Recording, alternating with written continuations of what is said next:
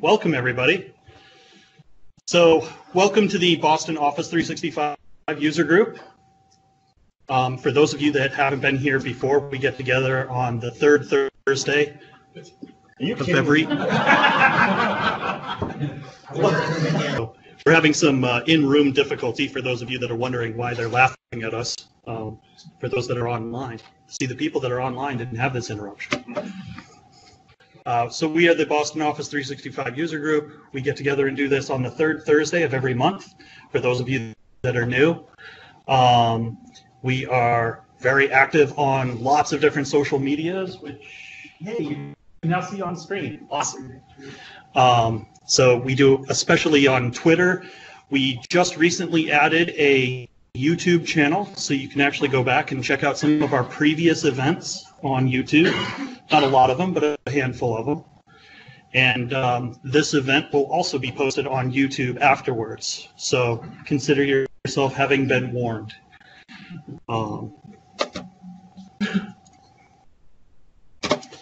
So the organizers of the group are our speaker today, David, Dimitri, who's sitting in the back over here, and myself. My name's Mike. And that's it. That's all I'm going to say about that. And, oh yeah, so we are getting a significant increase in our attendance lately, so we wanted to find out which of our marketing efforts are working. So how did you hear about us? About show of hands? So show of hands for Eventbrite. Who first heard of us via Eventbrite? Okay, 2. How about LinkedIn? Yeah, I didn't think so. Network, though. We're all supposed to be hearing about it. Yeah. Meetup? Meetup. Okay. How about YouTube? All right. That's the new one, so that makes sense. Twitter. Anybody first hear about us through Twitter? No? How about Facebook? Our email subscription? Email. 2 for email. The Boss 365 website. All right. Yeah, our analytics back that up. And how about just word of mouth, friend or colleague? All right. Lots of people there. Okay, cool. All right. Well, thank you very much. Your survey results have been recorded. Thank you. So last time we had a presentation on the new sharing methodologies for SharePoint SharePoint Online and Office 365. That was presented by David Feldman. We did successfully record that, and it is now published on our YouTube channel. So for anybody who missed that, or for anybody who wants to go over and see it again, because there was a lot of very technical information in that and lots of very specific scenarios. So it's a good one to watch again. You'll find that on our YouTube channel. All right. And then the next section that we do in this meeting every month is updates. So the following are updates that have happened within the past month. So since our last meeting for Office 365, we're going to go over that. So the first one is Yammer Conversations can now be moved. So this is a brand new functionality in there. So if you have a Yammer conversation and all of a sudden it either changes direction or maybe it was just posted in the wrong group to begin with, there's now a mechanism for moving that to the appropriate group. And in addition to that, it will leave a little flag behind, so you can leave a message that says this was moved and why and whatever else you want to say about that. And you can also send out notifications to specific people when that was moved. So that's pretty cool. Is anybody using Yammer in scenarios where they feel that would be really useful? Anybody? No? We solving problems that don't exist.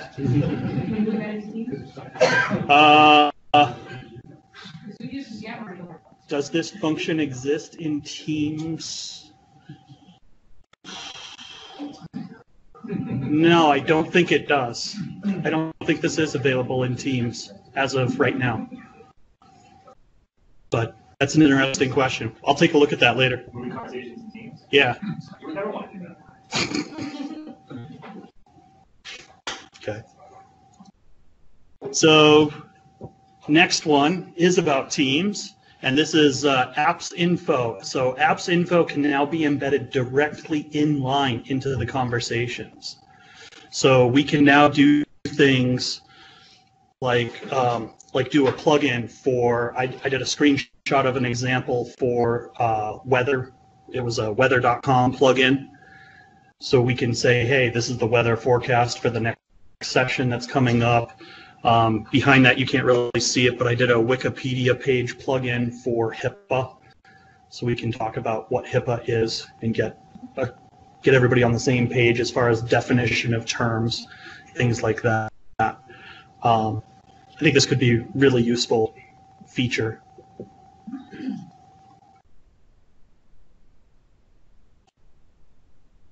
And then next is OneDrive for iOS. So OneDrive for iOS got a whole bunch of updates. There were actually a whole bunch of updates to all of the Microsoft apps, not all, but most of the Microsoft apps for iOS. Largely, these are all related to drag and drop support. So there's a lot better file management. You can now drag and drop images from one app to another if you're doing a side-by-side within an iOS device. OneDrive also has native support to the Files app, to the native Files app in iOS 11, which is very nice. Helps to really keep everything streamlined as far as where your files can exist. In order to get this access, it is important to know that you need to do the latest update of not only OneDrive, but also any of the Microsoft apps that you're looking to drag and drop between, because they updated all of them.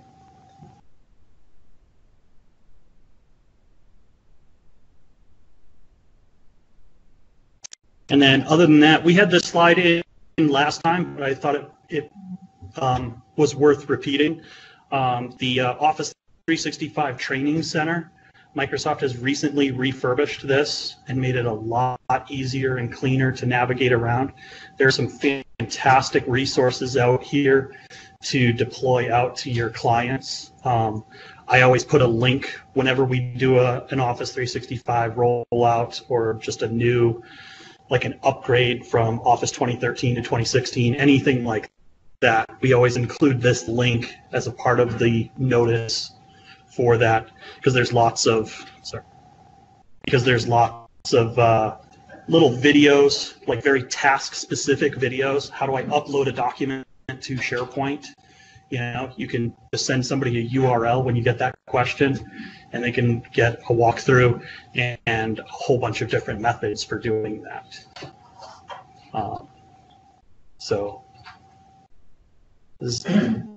Has anybody used this training center? Yeah, a couple of you. Awesome. All right. Can you navigate there somewhere, or just use the link? Like if you're in Portal or something, maybe in Office 365. Oh, is there a link in there? Just by accident. Yeah. There is. If you go into Help, and then I think it'll give you a prompt for a checkout help online, and I think this is the main landing page if you do that within an Office app. But that said, they keep changing where those point a lot. Other than that, we were pretty light on updates this month. Has anybody else noticed anything new? Mark? I just noticed on my iOS device. Yes. Switching on the iOS. In fact, I'm using my phone instead of the desktop now. Nice. Faster. A little unusual because I work lots.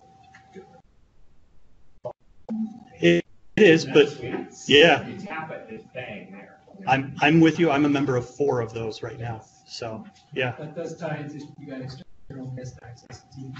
Yes. And there's a big external guest access change coming up there. Yeah. Does everybody know about that? No. What? External user change.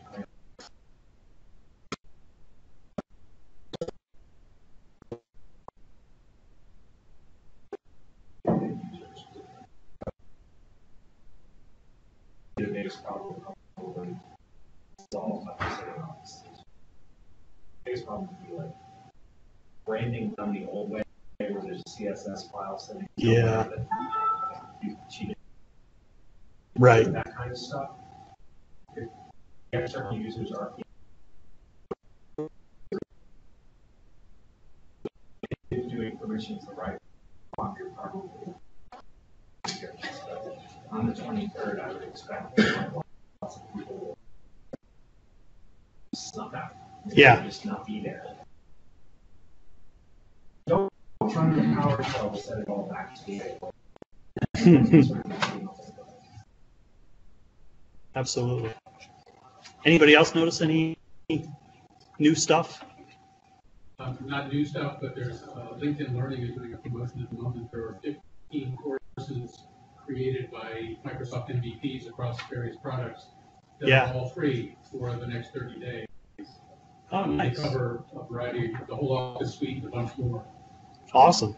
I don't have a handy dandy short URL with me. Okay. I can get it to you if you want to. Yeah, I was just gonna say, why don't you get that to us and then we'll tweet it out. Okay. That'd be great. Yeah. We love compiling a list of resources like that because it's probably one of our biggest tasks. Dimitri. There is a comment online asking to repeat things that are said in the audience.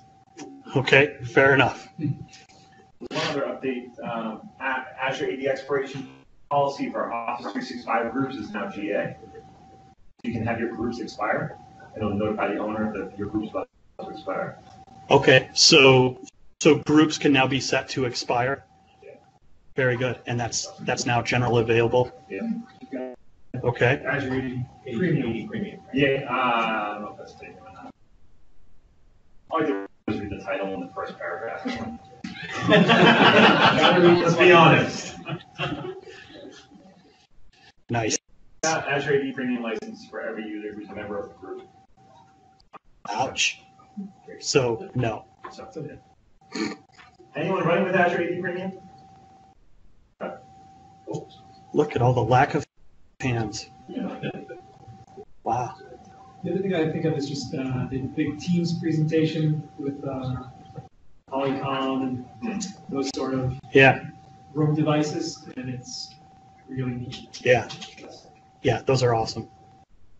Yeah, Teams Rooms is becoming a thing. We can use it in here. Hopefully. We will, believe me, I am testing that all the time, and once it's there and stable, we'll switch over to that for this very presentation. So, should be very fun. All right. So, yes. Access code is not working today. I got it to work. Let's see. Hand out the slip there. I need the Wi-Fi. Oh, so that's not that. No streaming videos or joining online. I need the Wi-Fi for some of the demos, so it'd be really hard if you all are All right. watching Netflix or something. So without any further ado, I'm going to hand it over to David Lozzi for why Microsoft Flow and PowerApps rock. Awesome. Thank you very much. Tell us why they rock. Awesome. Thank you all so much for coming out and joining us online. We're going to talk about why Microsoft Flow and PowerApps rock. I will always say Microsoft Flow because Flow I don't like the name by itself. It's too generic, and so I always hashtag everything with Microsoft Flow. Most of my slides will say Microsoft Flow. It's just a sticking point for me. My name is Dave Lozzi. I'm an architect with Slom Consulting. There's my contact info. If you're on Twitter, please follow me. My ego loves that a lot. You can follow the user group too, I guess, but please follow me. I tweet good stuff sometimes. As Mike mentioned, I am also one of the co-organizers of this user group, so I thank you on behalf of the user group for coming out and joining us. That is a self-portrait of my family. We're very cartoon-like on the weekends. I do have 4 kids, 2 dogs. The other dog I don't like, so she's not in the picture. And we live in a small house with 1 bathroom, so it's awesome. So today we're going to talk about Flow and PowerApps. This is a kind of our goals. We're going to talk about what are PowerApps. I'm going to walk you through a couple of demos that I've done, and then talk through tips and tricks, and then Flow. Again, a couple of demos, and then some tips and tricks there. And then we'll talk about the administration side for a couple slides. I have a ton of content. I think I can get this done within 3 hours. That's what I'm aiming for, at least. They're going to stop bringing in the beer around 9 p.m., so you guys should be fine. Have you guys seen this in PowerPoint? Like what I have up here right now? This is an interactive display that if I click on it, it goes to that slide. It's like a cool agenda view that's built in. So yeah, anyway, I just wanted to show that off. So real quick, what is Microsoft and Flow? They're fitting within Microsoft's Office 365 stack, but within that they have this business application platform that they're building or kind of offering to allow us as the power users, as the business users, to be able to build stuff quickly and effectively. The platform that Measure, Act, Automate, those marry to some offerings that you'll recognize: Power BI, PowerApps, and Flow. We're going to be talking about PowerApps and Flow today. Power BI is its own big ball of wax. And again, it's designed for power users, right?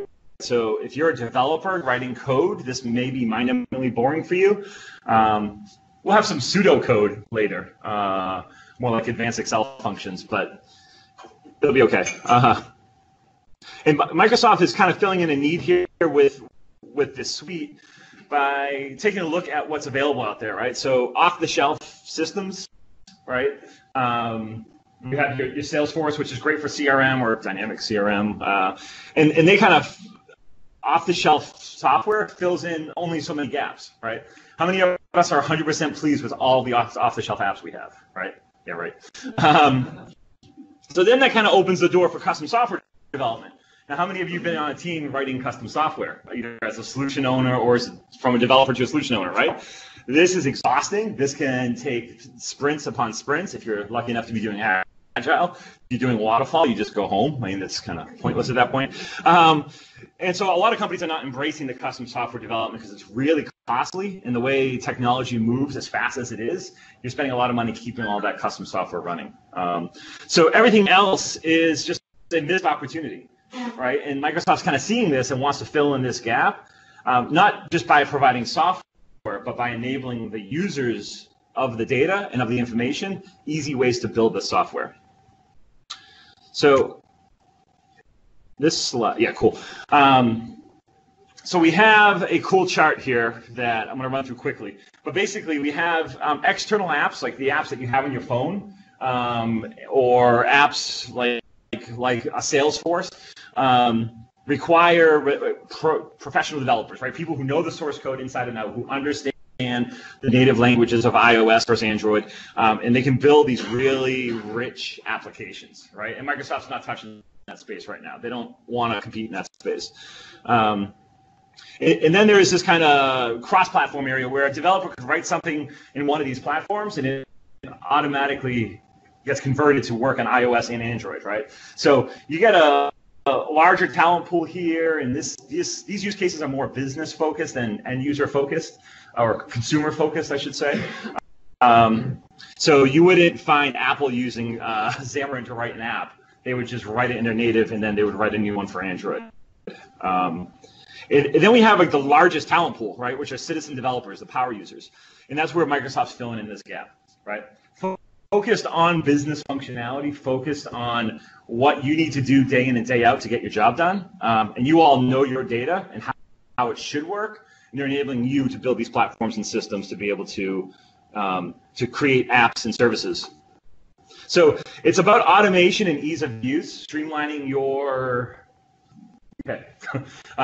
It works with the cloud. It works on-prem, and so this is Microsoft's huge step, and I think a very successful step at kind of accommodating all those other use cases that we just don't want to spend time and money on writing big custom apps for.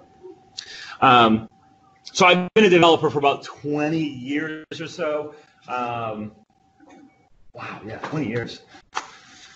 Hold on a second. And during that time, right, like I work with businesses all the time. I work with business users, much like you all, and I see people doing routine tasks day in and day out, and I kind of want to automate things. So I spend a lot of time automating. And what ends up happening is, in theory, if I spend 10 hours automating this, it's going to cut away a ton of time later on, right? And then it's automated. I don't need to worry about it anymore. And what ends up happening, or used to happen, is that I would automate it and spend a ton of time fixing what I'm automating and not even working on the original task anymore. And in the kind of the bottom half here is like I spend way more time working on that. I don't even know what my original task was anymore.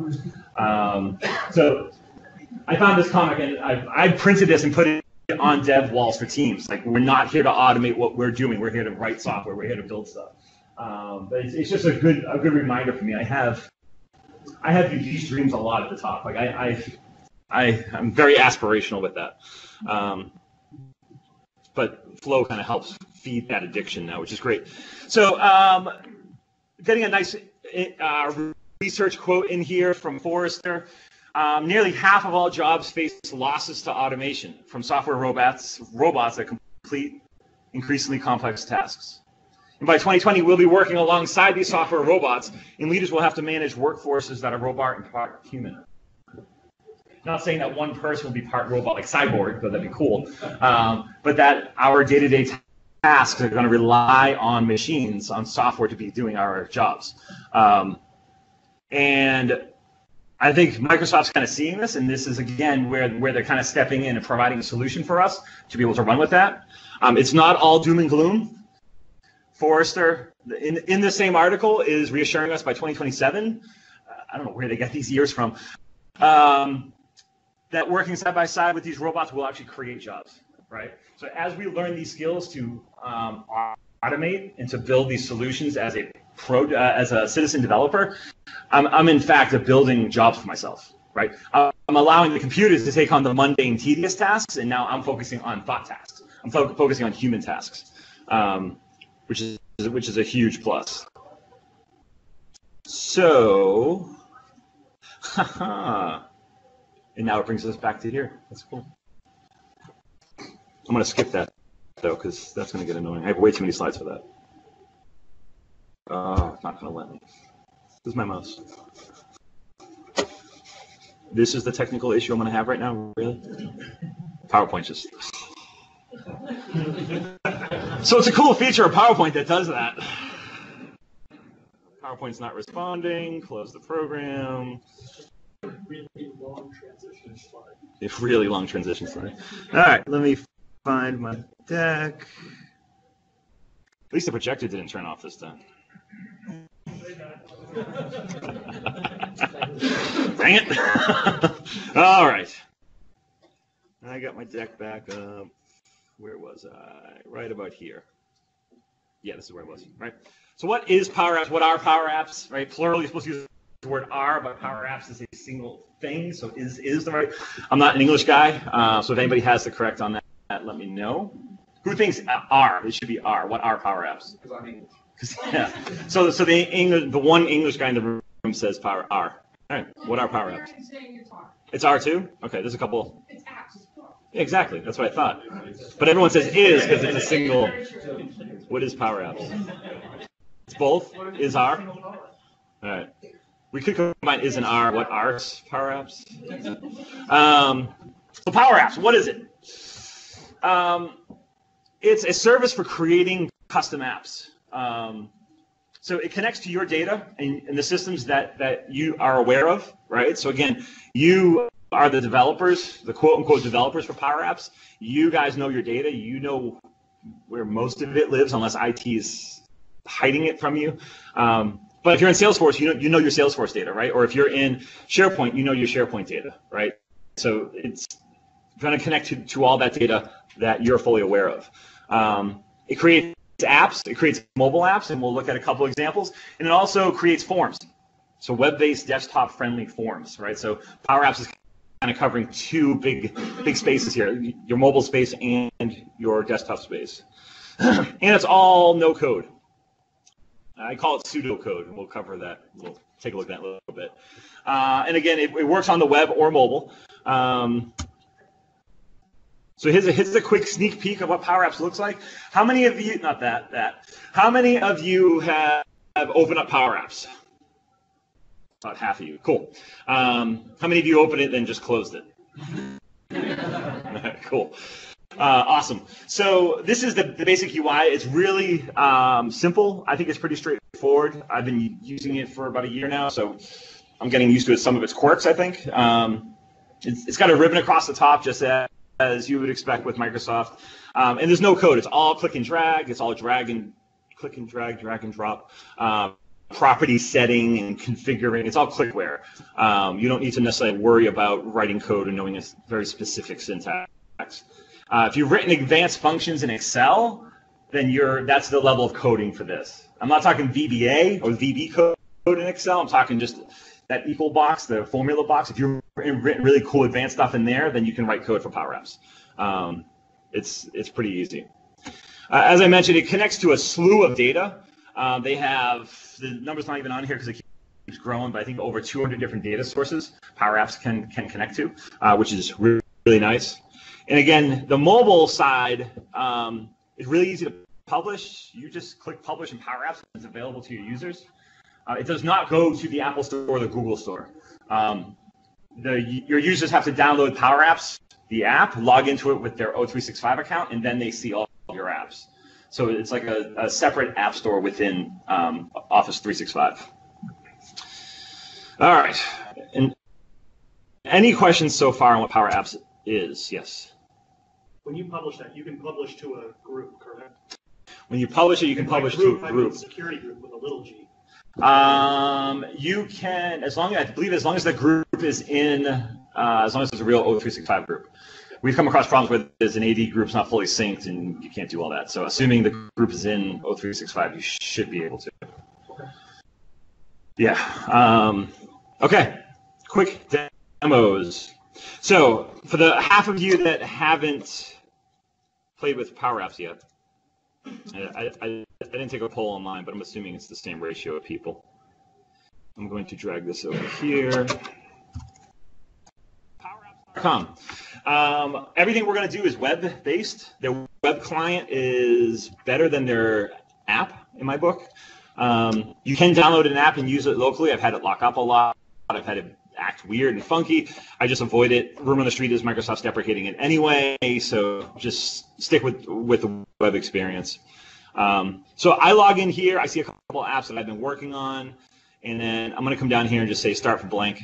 And when I start from blank, I can select my my app size. Is this going to be a mobile phone, or is this going to be a desktop or tablet size? I'm going to go ahead and just keep it on the desktop. Click make this app. As a developer, this part here might take a sprint or two just to kind of get the app scaffolding set up and just to kind of build this initial framework for your app for all the other code to live inside. But it takes us that long. So now we have an app. So again, the layout, we have ribbon across the top, and some of this is going to look familiar, like Word, bolding, and like the font changing and all that stuff, formatting. Over here on the right, we have properties, which will be your common properties, and then advanced, which will be every property for your object, and I'll show that example. Rules is still experimental, but it's the idea of being able to write pseudo macros. So when a user clicks on something, you can have a bunch of rules run through it. It is experimental. I'm not recommending using it. If it said preview or beta, I'd be more up for it, but experimental scares me. It's going to like auto tweet something for me, or I'm just way too scared. I'm going to go to view and then data sources and click add a data source. And these are all my existing data sources that I've worked with personally. But if I click new connection, why is this screen so small? Not a hair. You guys can still see that okay? All right. Here are all the data sources I could connect to.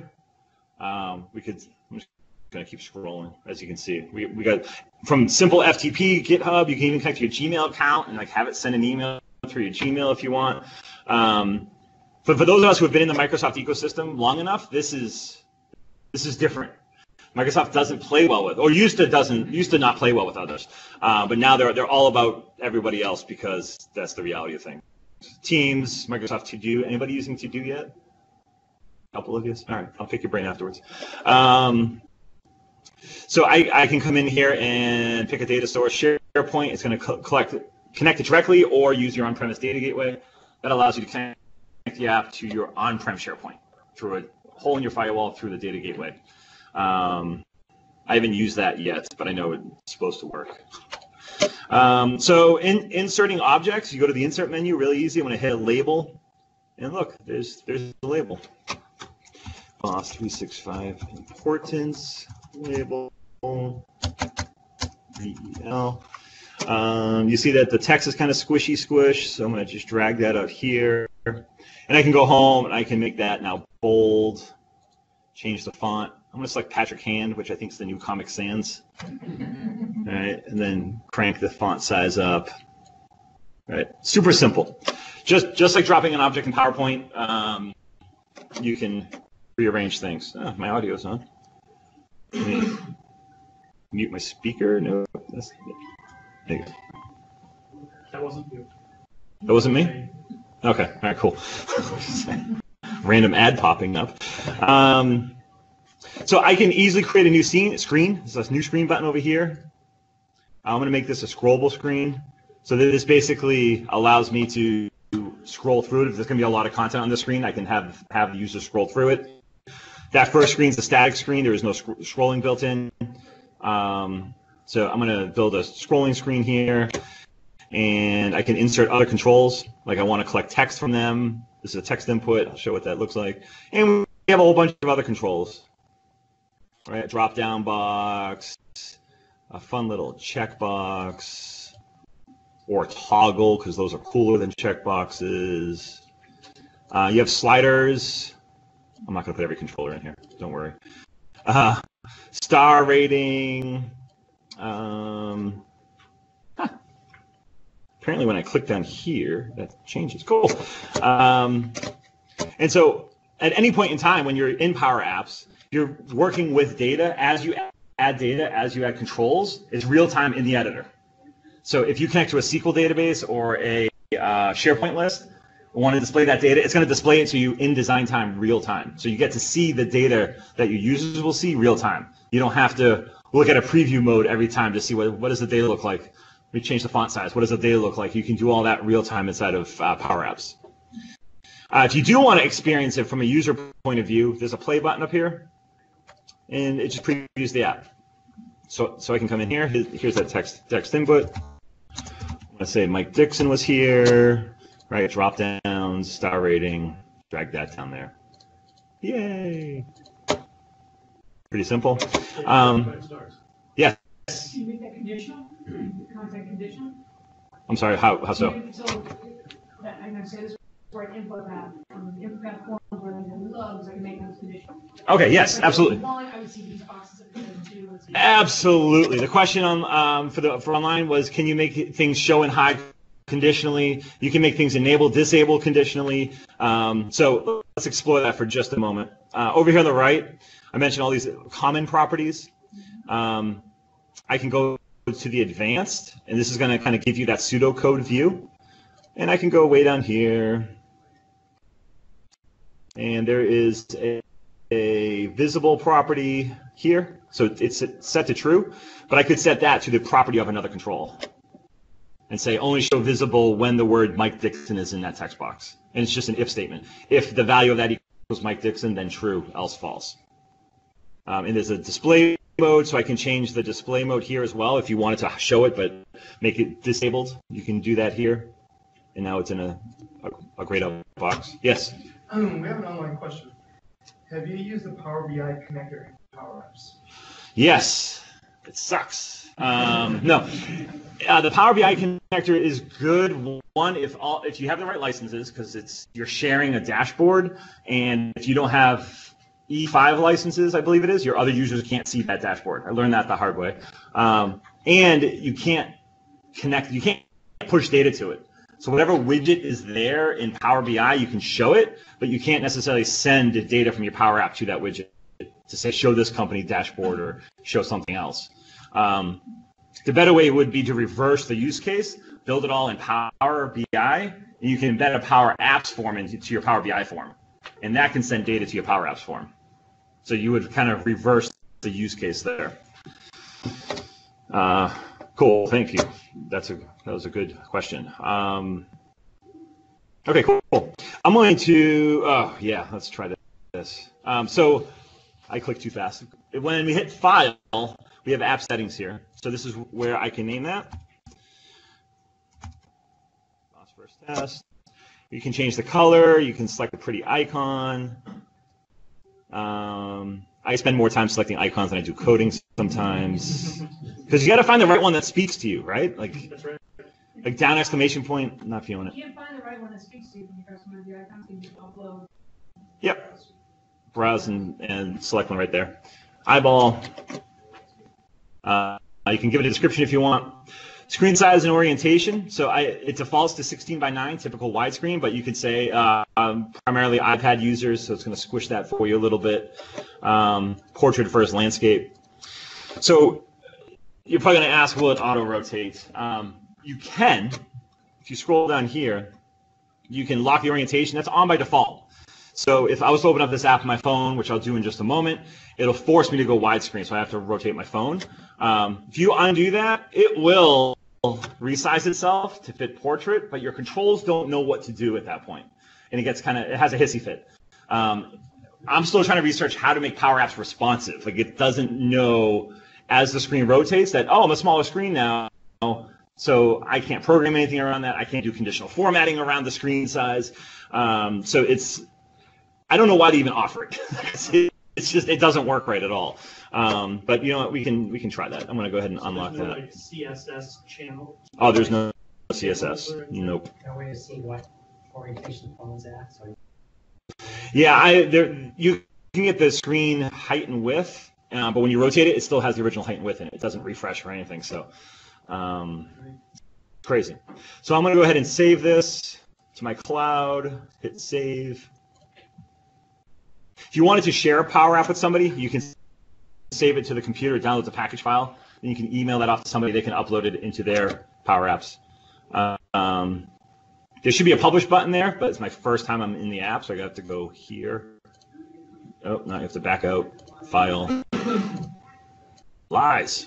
Let me make a quick change. Throw that pretty icon. Save. Now I can publish it.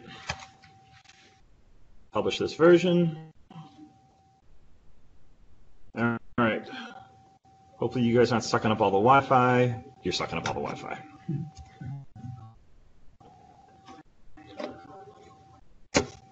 Using this neat little app called Lonely Screen. I can mirror my phone to. Okay. Yeah, watch this, not that. So I'm going to open up Power Apps. Where did I put it? Right there.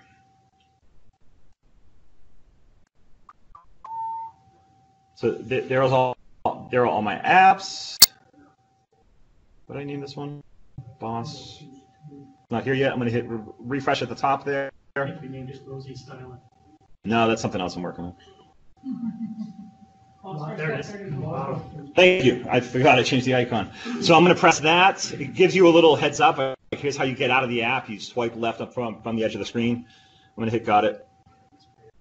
I'm going to rotate my screen. That's working fantastic. See? See what happens? Let me back out for a second. Back.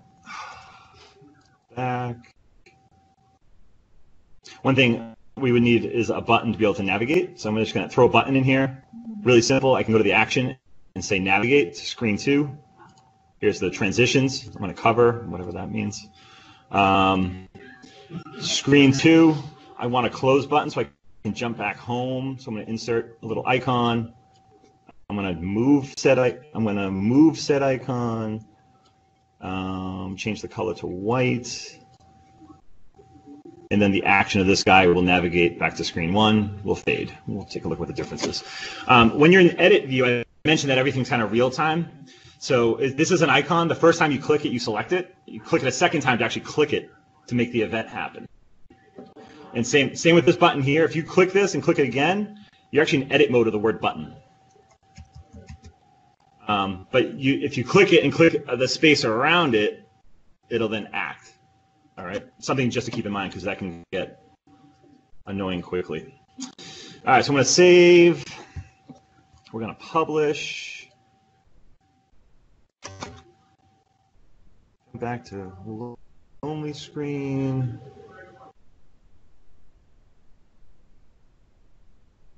Just keep my phone on next time. Huh? Oh yeah, no, I know. It's thinking. Okay. Oh really? You're gonna do this now? Lonely screen. And yes, if you all pulled out your iPhone, you could connect to my lonely screen and we could see what's on your phone. Come on. Oh, this is gonna make a couple of my other demos really difficult. All right, let me just reset the lonely screen app. Lonely screen. Stop mirroring. Mirror. There we go. Okay, we're back. Okay, cool. So I'm going to hit refresh. I don't want to pay for it. Hit refresh again. Sometimes when you publish it, you got to refresh a couple times before you actually get the latest published version. Apps at the top now.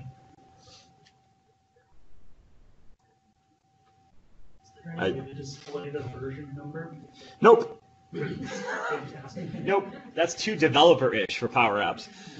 What I've done is just keep track of my own versioning numbers, which is kind of weird. But all right. So here we have the screen. This is my butt's dumb. Sorry, I just typed in S. Here it is here. I can rate it. I can drag and drop. Slide it. Toggle. And now when I rotate that aspect ratio I was talking about, this is kind of what happens.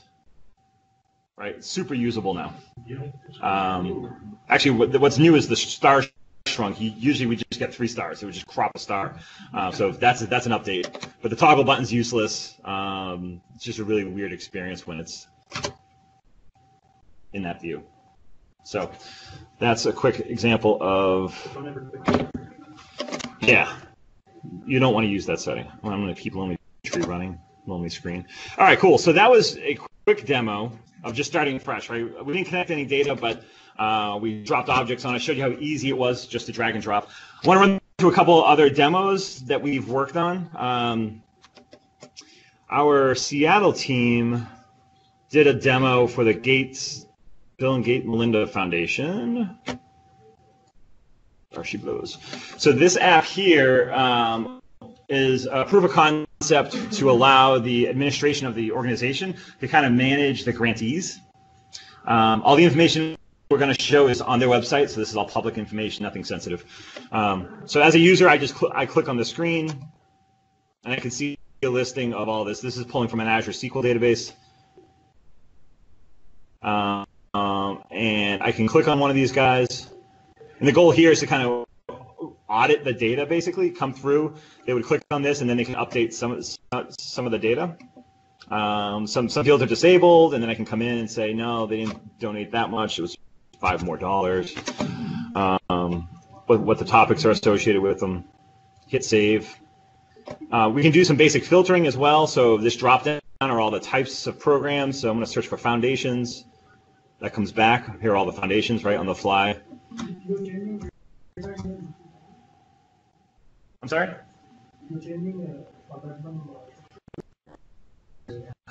It's our copy of the data, yeah. Yeah, I'm not actually changing it on their public website. That'd be cool though. I put my name in there for $1 million. Yeah, of course I donated $1 million. Who doesn't? I just want to see the keyword search. I think I have to hit enter. This was working yesterday, and of course it's not going to work now. Typical demo. So that's a quick and dirty example of just like real-time data. How many of you are here because of the App in a Day workshop? We had an App in a Day with the snowstorm. We cut it short, and we advertised this session. So the App in a Day workshop, we walked through hands-on how to create an ordering device solution with PowerApps and Flow on a SharePoint list. I'll walk through real quick what that looks like. We're not walking through all that now. Do my apps, device ordering app, edit in the web. Cool. So the scenario here is that you're due for a device refresh every 3 years. You can go to this form and request a laptop. And then you submit, and then the laptop gets submitted to your boss. They approve it. We have an approval flow in the backend, and then it goes to IT saying, I've authorized this hardware. Cool. I'm going to go straight to play mode for a moment. So over here on the left are all the manufacturers. And as I click them, the gallery on the right is changing. And I'll show you the fancy code behind that. And I can come in here and check off a couple. Lenovo and Dell. We have some conditional formatting if it's over $1,000 to make it red, so just so it stands out. From here, I would then hit compare 4 items. So this opens up a new screen for the 4 items I selected, and I can kind of narrow down which one do I really want. Obviously, I want this one. And then I could submit this. I allowed the editing there because I don't want my boss to actually think I'm asking for a laptop right now. I can add comments and submit device request. That submits the data to a SharePoint list, and that's all the app is doing. And then Flow is taking it over from there. The gallery. So what we did here, the pseudo code we did is one, the data is all imported via Excel. So just to kind of illustrate adding static data, we had an Excel file that we just imported into PowerApps. When you import data with Excel, it's very static. You can't update that data. You can't refresh the data from a new Excel file. You would basically have to delete that data set and re-import a new Excel file. Yes? Where does it go? It lives within the app itself. Where is it like that? It's a database or a file system? Good question. I don't know exactly where the data ends up living. But it is part of the package. When you export it to a package, all that data is in there. Yeah. Are the images in the Excel file also? No, the images are references to the product websites. So the Excel file had URLs to all the images. Yeah. And so when I look at this gallery here's some pseudocode right up here. So I'm basically saying filter the device list. So my Excel table was called devices. Filter it where the manufacturer ID equals the manufacturer gallery, this guy on the left, the selected items manufacturer ID. Right. So this is the level of coding. Again, very, very Excel-like. When we click the compare button, action on check, we collect this item into a whole new array called compare list. What collect is doing is taking this item. This item is all the columns in Excel, so all the properties about this item are being stored in a new array inside my app. So as I check this off, that array is getting populated. If you go to the View menu, you can view your arrays. So if you want to know what data is living where, how does it look, I go to Collections. Here's all that data I just checked off. So it kind of gives you a snapshot as to what's being stored. There's the URLs to the images. And then we go to the compare screen. This gallery is using just that new array. Compare list is its data source, so it just knows to bring it all in. I don't have to rethink or recode anything. If you want to specify a subset of the data fields to appear. These cells are customizable. Yeah, so I can pick and choose what control goes where, how big the image is. I don't have to show all this data, or I can add more data. Yeah. And you notice that on the fly, as I move this, all the cells move with it. Look at that.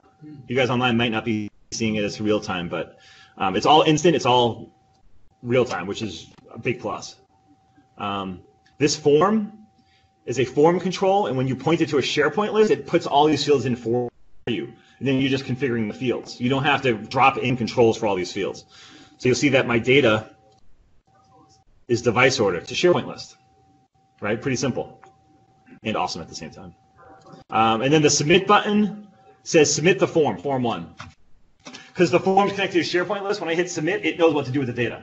As a developer, I would have to create REST API connections. I would have to authenticate. I would have to push all this data into that SharePoint list, then validate it, make sure it's still clean, and then go get a beer. This takes about 3 seconds to do, right? You just drop it and you type in the word submit form, enter the form, and you're all set. Really powerful. You also notice that there's a silly little customization up here that says my name, hello, David Lozzi.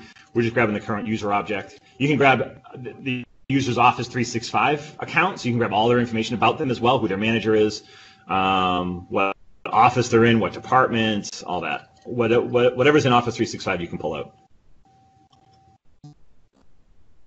out. We are submitting this form, all this data, and there are even, it's over here. Actually, we removed a few fields, yeah. So can you zoom into that, please? I used the wrong zoom. I should use this zoom.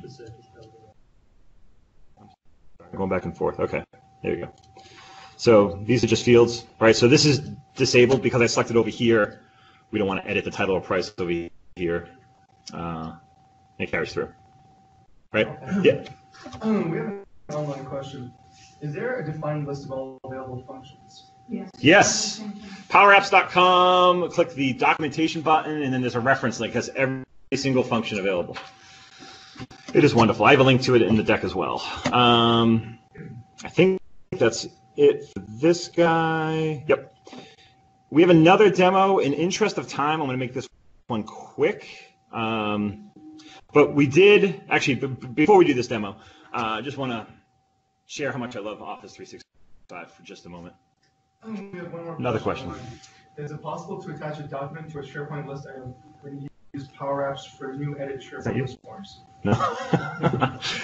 There are new file attachment capabilities. I don't know if it's to a list item attachment.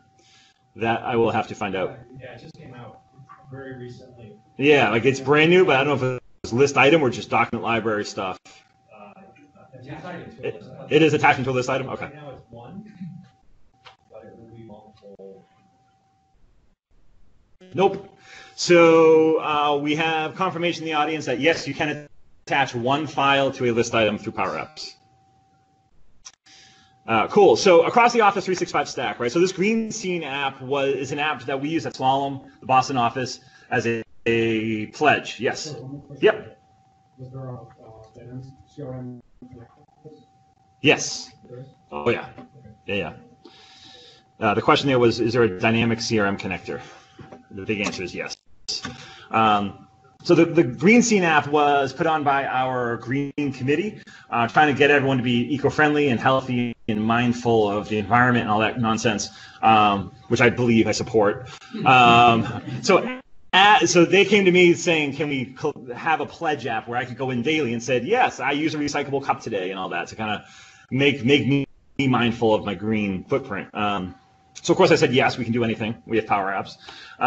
But she was like, all right, can we start collecting them now? I was like, no, you got to give me a little time. I have a full-time job. So what she did was went to forms and started collecting the pledges in forms, right? So I pledged to do this, this, and this for the month of January. Because it's Office 365 in forms, I used the flow and I wrote all that data to an Azure SQL database. So I'm developing the app. I don't have to worry about all this new data. It's already being shuffled into my SQL database. When I'm building my app, I'm then pulling data directly from SQL, right? Which is a lot easier for me. I don't need to, I mean, we could use a SharePoint list as well, but we have about 200 employees in the Boston office. SharePoint feels slower through PowerApps if you're dealing with a decent amount of data, so I just went SQL because I have access to it. Anyway, PowerApps reads all the data from SQL, and then he is using flows to push updates back to SQL. When I wrote the app, you could not use SQL data views in your Power App. You can only use tables. So you can only pull table data out into your Power App. Microsoft has since resolved that, thank God, and now you can use SQL views.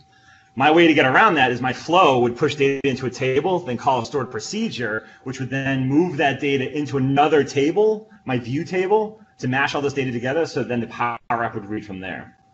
Very kludgy, but it worked. It worked really well. And then finally, at the end of the day, we were using Power BI to then report on who's pledging what, who's the leader, and all that stuff. So it came out really well. We're not going to go into much more detail than that because we're not here to talk about this use case. Yes? One more quick question. Why would you use Forms versus the Power App? Because the Power App form wasn't ready yet. Wasn't ready at that time, but today, would you build using Power Apps? Yes. No, I would build it using Power Apps. Yeah. Forms also allowed a colleague of mine to build a form, which is simpler than building a form in Power Apps. Right? Forms is simpler than Power Apps, so it was even faster and easier for her just to build it. But you're doing a form that say has more flow, has some action associated with that form. You build in Power Apps, but it's a simple form that really doesn't do much. It depends on the requirements, right? You can do conditional viewing in forms, so you can say if they answer like this, show this question. That's about it. That's all the logic you're getting in there. So if you need anything more than that, you could explore Power Apps or SurveyMonkey. When you talk about forms and workflow as sort of that association, building forms that Right. interact with data. Flow does its workflow stuff. No, I get that on Flow. I'm saying on Power Apps, you were showing us building a form. I haven't kept up Just with this stuff. internally. I'm trying to Yeah, get caught that's up. fair. Also, just to add to that, next month, our presenter is going to be speaking specifically on doing surveys and collecting surveys With Flow. forms, Flow, Yeah. and storing data in SharePoint. Yeah, so part of the reason why I call it Microsoft Flow is because they're now saying you can build forms with Power App, but we have a product called Forms. It's like, what? That's what I'm saying. So it hurts. Yeah. I think of forms more as an end user. So, it's like setting up a survey. Right. Yeah. Yep, absolutely. Not nearly as robust as SurveyMonkey, but so we also use groups and SharePoint to store files and manage as a team. We use PowerPoint, Teams, Planner, OneDrive with the for the image sharing and all that stuff. So I just wanted to say that we like Office 365, or I do at least. So the Green Scene app, real quick, all that to say, Boston Green Scene pledge. Yeah, we'll edit on the web. So when the form loads, I am querying SQL. I'm pulling, I think, 4 or 5 different SQL tables. So as it's loading, you'll see, not this part, once the app's in there. Even in edit mode, as I mentioned before, edit mode's real time. So in edit mode, it's doing all that data querying, and I'm handling that. Come on, baby. There you go. It's kind of hard to read, but it says, give us just a moment while we get your details. You'll see up here these dots sliding across. That means Power Apps is thinking. And eventually, there you go. Welcome me, log today, and view my activity. I can click log today. And here's the pledge that I filled out on Microsoft Forms. Again, this is reading from SQL, and I can come in. I turned off power strips, absolutely. I'm in edit mode, so the clicking, yeah, it's a little funkier. Reduce energy, I skipped this one today. The skip basically means it doesn't apply to today. Like if it was really hot out or comfortable out, I didn't have to touch my heating thermostat, I just skipped that. I didn't do it or not do it. I didn't clean anything today, and I'm just gonna keep all these unchecked, meaning I didn't do them. Press done. Here's the list of everything. It takes just about a second or two. There's today's. I completed 1 out of 7, and I skipped 2 of them. And that's basically it for the app. And all of our users downloaded the app. They can come in. They can see what they did. We can actually update it. Say, oh, I really did do something. Pretty basic use case, but on the technology side, we did a lot. And I mentioned on load. So each screen has an on visible. That's like the on load. That's the life cycle of a page, on visible. That's all we have right now. Here's all my pseudocode here. So what we did, ignore that first part. You were mentioning CSS. I call it CSS, custom style sheets. You can do, it's not cascading like HTML CSS, but you can set up objects to have all your color properties in it. And then all of your other controls later on inherit from these properties. I have a blog post on that. I have a link to it. It makes development a lot easier because when a user comes back and says, I don't like that shade of green, I want it to be darker, you change it once and it changes all the controls throughout PowerApps. And then here's my data connections, right? So I am getting the Office 365 user object here. So there's an object called Office 365 users. Get the user profile for the current user. Here I'm doing a data set from the SQL table, the user SQL table. I'm grabbing only the record that's for the current user, right? I don't want to grab every user account and then filter it later. I'm grabbing the one record first and then storing it into an object called current user. And then I can use this everywhere else. This is a big tip for the performance of PowerApps because it can be slow the more data you load into PowerApps to do as much of that filtering up front and setting it to objects, right? So now if it's a current user as a single object, when I go to the next screen, I don't have to query SQL again to say, who are you? In the next screen, I don't have to query it again. This one object has all that detail and it persists screen to screen. I think that's it for the code on this one. So that was a quick and dirty Power App. Anything else I want to show on this one? Not yet. Cool. Oh, no, actually, there was one more thing. These toggles on check call a flow. And then this is how we call a flow. You would actually click flows here. You could build a flow through this, and it then auto links it to your app, which is really nice. And then my flow is called green scene, add daily activity, run it. And then here are the data points I want to send into the flow. We'll cover what this flow looks like on the other side. But basically, it takes this data and writes it to a stored procedure in SQL. Yes? So I'm a little out of date. I'm just curious, have flows been updated to the point where they can be associated with either a service account or somehow universal? Nope. So when you... Yep. So how do you guys address that? If you're gonna create an app yeah. and then publish, and say the developer that created that no longer works with the company. Yeah, the workaround for that would be to log into O365 with a service account. So create a fake user account and log in with that and build everything under that account. You then have to license that account. Yep. Yep. That's one of the pains. For online, the big question is around the account used for all the connections and Flow and PowerApps. It assumes the user who's logged in. And as of right now, there's no way around that. You can't specify a different service account. The other thing I think is you could share Flow, maybe? If you're like really strapped. Yeah, so all these apps and flows I make, I share with a colleague of mine. So in the event I get hit by a bus or whatever, somebody else has that. Because I'm never leaving Slum. It's going to be a bus that takes me out. Yes? So for learning purpose, this requires license, free license, or it's still you have to pay? We will cover the licensing question. I have a slide for that. But so far, everything I'm doing is built into your O365 license. Yeah. E3. Everything's E3 so far. Cool.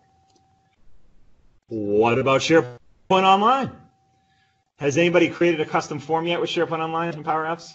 1 nod, 2. Okay, cool. 3. Awesome. So SharePoint Online, if you've been using InfoPath and SharePoint Designer, right, or Access Web Apps, it's all going away eventually, right? And it's going to PowerApps and Flow is the new hotness. However, there are some limitations in PowerApps that InfoPath does better. For example, printing. Don't try to print a Power App because it's a web page and it's terrible. So if you have requirements that you need to print a form, figure out a different way to do it. You don't want to print a Power App screen.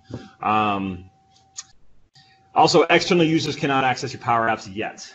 If you have an external user, they can access your InfoPath form because that's inside of your SharePoint site. External users are not welcomed into the Power App ecosystem just yet. And unless you have the data gateway, this is all Office 365 only, right? So if you're looking to create a Power App on-prem, you just can't do it yet, or ever. I don't know if that's ever going to be on-prem. That'd be crazy. So as much as that's going away. It's not dead yet.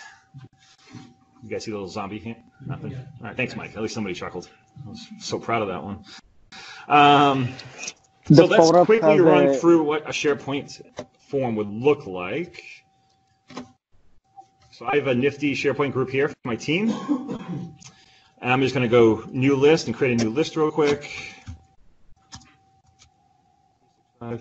Attendees don't show in the navigation because that'll confuse people. So title, I'm just going to assume is the person's name. Get rid of that info pane. Add a date. I'm going to be really creative and call it date. And I was curious about the referrers, so we're going to say, how did you hear about us? Facebook, Twitter, LinkedIn. All right. I know there's more options, but for the sake of time. So I'm going to hit save there.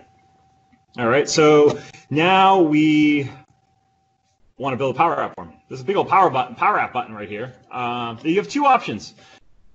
You can create an app, which basically just makes a data connection to your list, but it's a separate app, a unique app. Or you can do customized forms. I'm ashamed to say I was exhausted when I was trying this, and I didn't see customized forms. I had to reach out to my colleague. How do you do this? He's like, just click the button.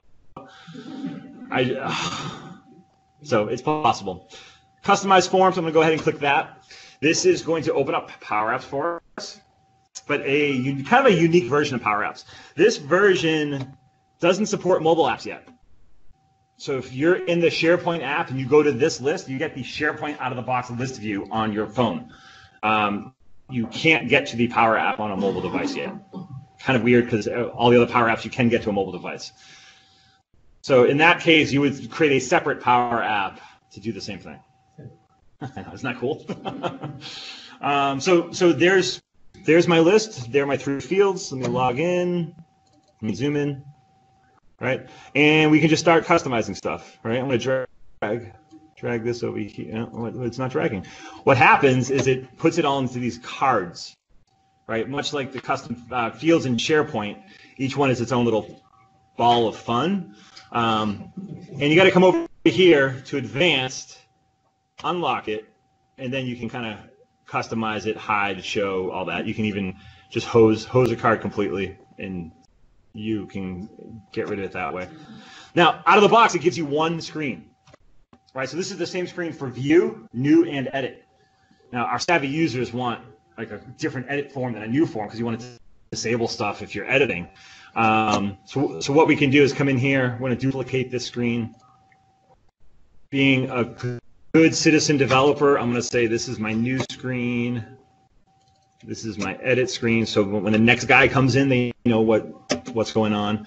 And then I'm going to say on edit, I don't want to be able to change the date. Unlock that. I'm going to select the date object. Go down to that lovely property we found before. The display mode, it inherits its parent.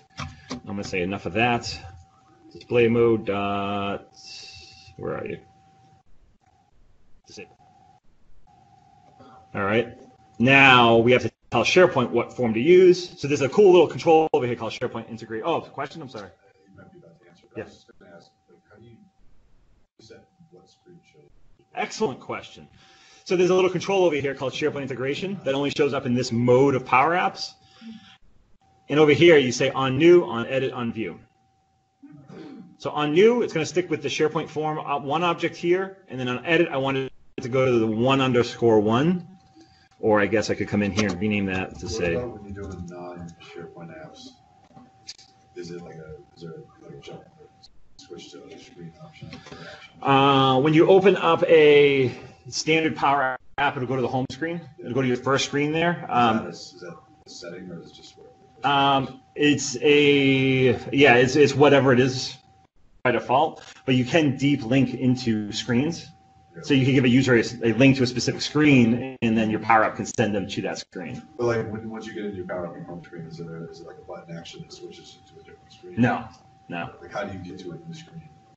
Oh yeah, I'm sorry. Yeah, so you would drop a button on there. I think one of my examples, like this green button here. Yep. On the on action command says navigate to the next screen. So you can jump around. Can you say, like, you do an info path on the action, let's see, you go to reopen the screen, you say go to page 2. You would have to provide a URL parameter. It'd be a URL parameter, yeah. Or you store, so getting really fun, what you could do is track the user's activity within the app, and when they hit screen 2, write that to SQL saying he's on screen 2. Next time he comes in, what screen were you on? I'll send you to screen 2. That's crazy developer stuff, but it's possible. The collections are only there while the app's running, so they leave the app, all those collections get cleaned out, which is why when I fire up the app, I need to record a SQL and pull all that data back in. I think there is a way to do, I meant to find out, I just never use it. There is a way to do application resident data that stays in the app longer, but I forget. My apologies. What was I doing? So SharePoint integration. So on edit, I want it to go to the other SharePoint form. SharePoint form edit. Okay, cool. So when it's a new item or display item, it's going to go to this form. I don't care about display form right now. If I edit the item, it'll go here. The date will be disabled. So if everything goes as planned, this should work. So I'm going to save this bad Larry. Publish it to SharePoint. Yep, make it visible to everybody. That'd be great. And let's go back to SharePoint. I like how Microsoft just sneaks a little link up here. It doesn't fit the layout or anything, but it works. But if it wasn't there, we'd all be screaming. Okay, cool. So now I'm in this list. I'm going to go new. PowerApps is loading up. You'll see that I have a customize option here as well. So I'm going to say this is Mike Dixon again. The date is today. I'm zoomed in, I think. It's kind of funky. The refer, he found us through Facebook. Hit save. All right. And then I can edit that and the date. Cancel. The date didn't save. New, I think I know what he didn't do. Click, hit OK. It's there now. That's fine. Let's find out. Twitter, save. There we go. There's the date. And when I come in here and edit it, it better be it's not disabled, so that's not working. So that's cool. So we can dive in and debug it. I'm not going to spend that much time debugging it. I just wanted to show one other setting. You can control the size of the screen, right? So this is basically a mobile app layout. You can do the full layout as well. That. Yeah, it's disabled. That's weird. All right, I'll mess with that later. Previously published versions. I'm sorry? Can you go back to previously published Yes. Yes. We'll cover that. Actually, I don't have a slide for that, but that's a good question. Real quick, so here's the size of it, and I can change this to be small again. Or what is going on? So yesterday, when I pressed large, it actually spanned out to here. You can see my mouse, right? Yeah, it would span out to there. Oh, maybe it's because landscape is in mode. My apologies. Small. What does this do then? The pixel size. I feel like I should know that. There you go. Landscape portrait. It's been a long day. Cool. So just be aware that that setting is there, and we'll fix the disabled date later. Real quick, to Bill's question about versioning and all that stuff, if I go into, let's pick on this guy, we go to the info of the app. So I'm at PowerApps.com. I can come in here. I can see all the details about my app. Here's a web link, so if I wanted to share and let people just jump straight to the form, there's a web link for it. There's version control here. And I can come through and hit restore at any point in time. This also tells me what version is actually live, right? So the version when we started the campaign in January is the one that's still live. I've been messing with it since, and I don't publish that because I'm just messing with it. So all the users are accessing this version. When I go into edit, I'm accessing this version. To your previous question, no, you can't pull this version number into the app, so you can't see what version number you're on. You have to do that manually, which is really cool. And there's some built-in analytics. This might be E5. I'm not 100% sure, but there is some analytics here to let you see who's using it, Windows, the device, and the usage of the app. I haven't explored this much, but because it's still preview and I don't know what the license is. Awesome. Back to here. Cool. So some quick tips and tricks on using PowerApps. I mentioned the cascading style sheets or custom style sheets. Use them whenever possible. When you create a Power App, you can select the color theme, and there's like a dozen Microsoft color themes, which doesn't match anybody's logo. So you'll want to create your own kind of style sheet just like this.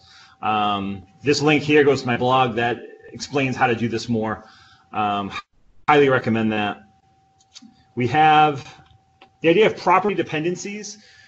So as you're messing with controls and you're kind of laying out a page, right, everything's independent of each other. Right, so if you take an object, drag it down, then you have to go and drag this object down. But if you know certain objects will always be related to each other, you can tell them, like in this screenshot here, your X position, right? This is the XY coordinate on the screen. Your X is equal to the X of your neighbor plus his width. So his control 1 underscore 1. When I drag 1, the other one moves along with it because it's dependent upon him. So whenever you see that happening, whenever you're kind of laying out a page, think of using dependencies like this. And I even set the height to be shared with label 1 as well. So wherever label 1 goes, label 1 underscore 1 is going to follow. I need to name my controls better than this, apparently. It just makes changes in the future so much easier. Copy and paste. Do it as much as possible. When you copy and paste, everything copies with it. All the styles, like all the property dependencies and the CSS styles you've set, all that copies with it. So if you're going, when we create a new screen, right, you can take the title from your previous screen, copy it, paste it into your new screen. It puts it exactly where it is in the previous screen, has all the same colors.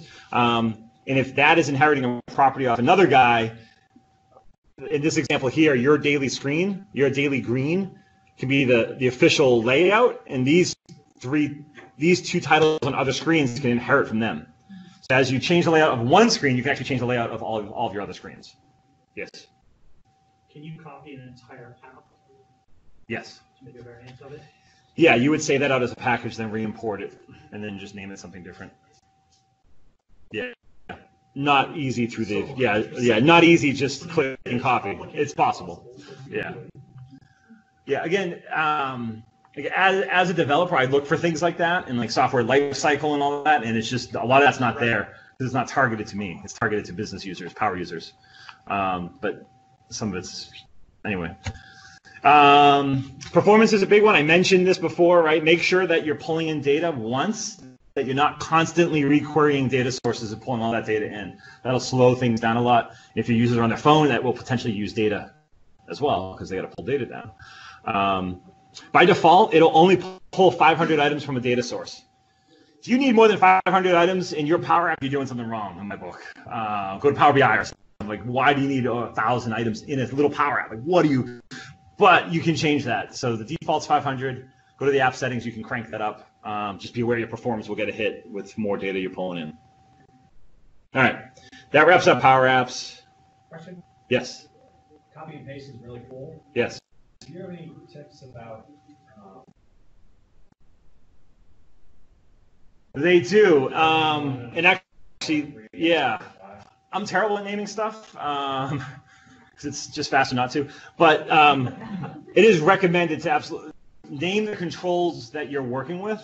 So I don't name every label that I drop onto a screen because it's just a text label. But like my galleries, the things that I'm functional with, I will name them so I know what they are elsewhere. Or even in inheriting properties from another control, you may want to name that control master title. And now I know that's the control all my other titles should be pulling from. No magic button. No magic button. No. All right. Whew, halfway through. Microsoft Flow. This part goes a little faster, I think. Cool. So what is Flow? Anybody use if this then that? Okay, cool. If you don't, it's a consumer grade, it's a consumer service, ifttt.com, and it basically allows you to say, if this action happens, then do this for me. So if you follow the Boss 365 on Twitter, I say, if there's a new blog post from Microsoft, then tweet it. And that's how we're always up to date and active. So I have 12 of those running for our account. Fantastic service. Microsoft, of course, blows it out of the water with Flow. So flow is kind of the same idea, and it's a trigger and then action. So again, Microsoft Flow is for the non-developers, right? Connects to all the same data source PowerApps can connect to. And it's a workflow engine. You can edit flows on the mobile phone, and we'll hopefully be able to walk through that. And it has a robust approval engine built into it. A lot better than what SharePoint Designer's approvals were looking like, or not looking like. Real quick anatomy of a flow. The top piece is a trigger. So in Dynamics CRM, when a new record is created in this list, a lead is created in this organization and name, send an email to the owner of that saying, make sure you follow up with them, right? Pretty simple. We'll go through an example in just a moment. So again, hundreds, I think it says 150 here. I think it's over that now. There's no master counts though, so I can't validate it unless I count that. I'm not doing that for you guys.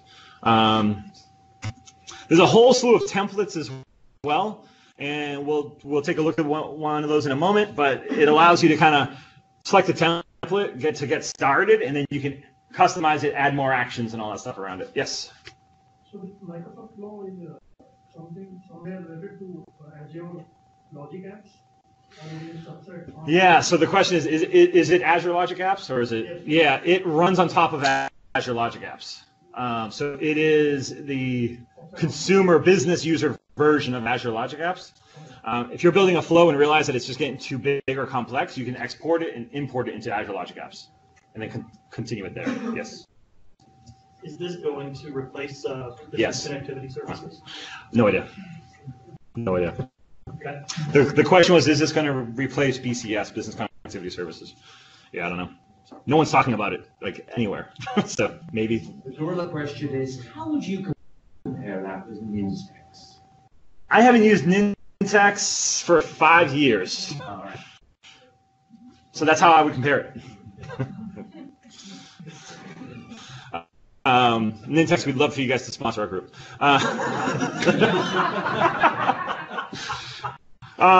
Cool. So let's go into demos. Again, I think that this flow piece is going to get pretty quick. Is going to be quicker for us. So create a flow from a template. This is going to be nice and easy. How many of you have had users that said, can we customize the alert from SharePoint? Not enough of you. Man, you guys need more users. Don't save anything, just leave. All right, so I go to flow.microsoft.com.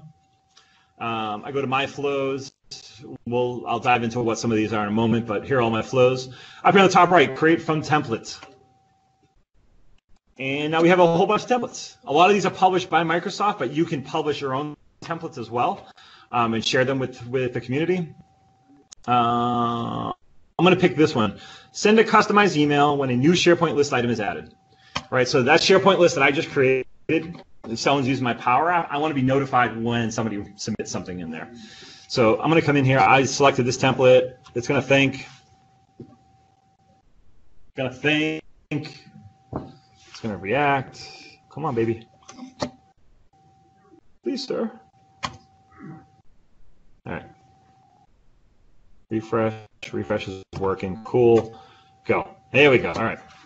This is a quick overview. What is it? Are you sure? It's going to ask you what SharePoint sites. Come on, honey. There we go. That was in my DXM practice site. Boss 365 attendees. So quick note on the list names here. This will show you all the modern lists in your site. If you're using classic lists, you have to type the list name in. Last I checked, it does not show the classic lists. So just be aware of that. If it doesn't show here, you can click on Enter Custom Value and type in the actual list name. Specifically, it's only the custom list type. That I've seen so far, yeah. Yes. Yep. So I'm going to do Boss 365 attendees, create the flow. And now I'm on a flow screen. So this is the flow detail screen. This is just the generic information about it. Here's the run history. We'll see a better example of that in a moment. What all the connections are being used inside of here and who has access to it. I'm going to go ahead and edit this flow, and we can explore what this is doing. So when a new item is created in this site, in this list, it's going to get my profile from Office 365, and it's going to send me an email. Pretty easy. This email does support HTML, so I could come down here and say is HTML. I could say yes and pump in like real HTML in there, and that comes through rich text. Yes. So this is the replacement for the SharePoint workflow? This is the replacement for SharePoint workflows. Yes, it's heading in that direction. I don't know if we know, is it there yet? Is it blown? Yeah. Is it better than SharePoint Designer, or there's still things the designer does? Knowledge may vary, but yeah. Right. Yeah. I have a slide showing that yes, this is the successor to it. I don't know if full feature parity is there yet. Yes. So Bob German did an excellent presentation comparing Flow. That's right. SharePoint Designer 2010, SharePoint Designer 2013. In our user group, toward the end of last year, we do have a session recorded on YouTube. So do you want to walk? A lot of stuff's changed since then. Yeah. This stuff is moving so fast. Sure. I would say feature parity that matters there. Yeah. You might find something. For those of you online, video might be inappropriate. That's weird. For those of you online, it's Bob. We have a video when Bob German came out May of last year, talking through all the workflow options. So it's been a year. A lot has definitely changed, but the core of it's still going to be pretty true. And he covers the Azure Logic apps in here too. Does anybody have an opinion on Dynamics CRM? No idea. The question is comparing Dynamic CRM workflows to this or a SharePoint workflow, to a flow, or so many flows. Yeah, I don't. Yeah, no idea. So Microsoft is integrating Microsoft Flow.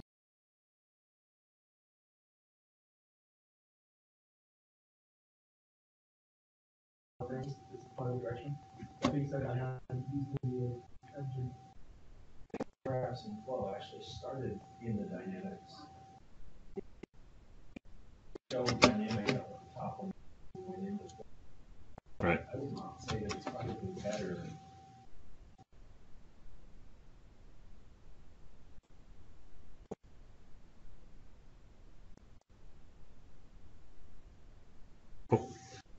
I'm not going to repeat all that. There were Someone else can do a voiceover later.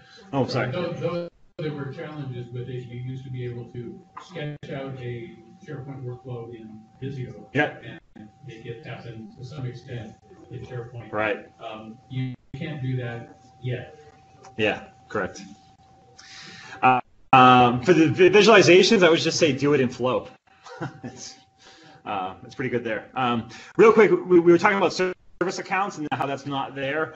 You can send emails on behalf of somebody else or on behalf of a distribution list. So sales@slalom.com could send an email to me, as long as my user account has permission to send as that account. So you can kind of make things a little bit more generic and not have everything say your name. All right, so that's that flow. I'm not going to test it just for time's sake. Creating a flow from scratch. So we created a template. Creating one from scratch is very similar. I'm going to go back to my flows. I'm going to create from blank. It's suggesting some data sources for me. I'm going to ignore those.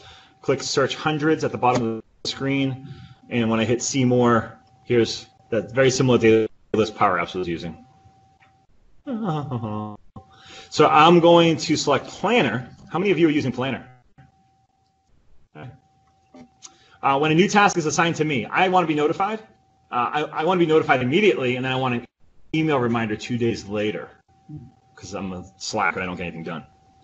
So when a task is assigned to me, I'm going to add an action. And I could just click Office 365 users or search. I'm going to click that real quick. I'm going to say get my profile. Just all fields. I don't need a specific field. That's fine.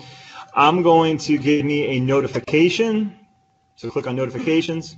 Because I have the mobile app running. Send me a mobile notification. And I'm going to say get done. And I'm going to put the task title in there. Yeah. And then I'm going to add an action. I want to delay it. Oops. It's not smart enough to know mistypes, though. I'm going to delay it 2 days. Your level of skew matters in a couple areas in Flow. I don't know what skew level I have. I might be an E5. This is limited to 30 days, and if I try to do 31 days, it says I have the wrong skew for that. Same for timing triggers. You can have a flow run automatically.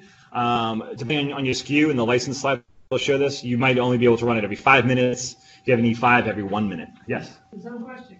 Being by days, is it a day starting on the East Coast, or is it midnight starting on the West Coast? Fantastic question. I don't know. It's probably UT. It's today. It's yeah. No, yeah. Midnight on the calendar. Yeah, when it hits that step. 24. Yeah. Perfect. That's 24 hours. Sure. yeah. 24 hours since this task here ran. So it's going to send me a notification immediately. It's going to wait 2 days, and then let's send me an email. Office 365 Outlook. As you can see, there's a ton of things you can do in here with Outlook. Event management, you can have like events auto post to your calendar and all that nonsense. It's great. Get rooms and stuff. Send an email. And I want to send that to moi. So I'm selecting my O365 data over here, the mail account, subject, Slacker, get it done. Body, I can include all the details about the task. I'm just going to say title for now. All right, so pretty easy, even narrating it through, less than 5 minutes to create myself a custom notification. More than one notification, right? I'm going to get this on my phone, and 2 days later, I'll get it on my email. I'm going to go ahead and remind me. I actually don't have this flow yet, so I'm going to keep this one because we're starting to use Planner more and more, and people like to assign me stuff. Okay, that's it. So actually, I'm going to keep this up to show what happens when it runs. I did not test this, so I'm kind of going off script. All right, so let's go to the communications committee. Testing out my flow. Assign this. Hopefully this is immediate. Add task. All right, so I just assign myself a new task. I'm going to go back to flow. Give it just a few seconds. If it doesn't kick off, we'll move on. Yes, there it is. Real time. All right. So my flow is running. Green check boxes are great. And now it's waiting. And if I click that. Cool. Yeah, we're not going to wait here for 2 days after all. I am. What's the problem? No. We'll try.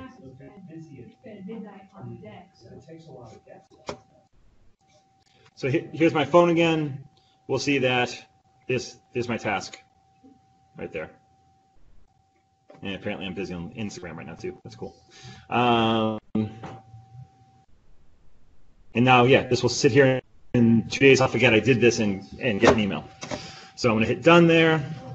And then you see at the summary screen that this will stay running because it's still running. Even though it's waiting, it's still running. All through here. Yes? Question.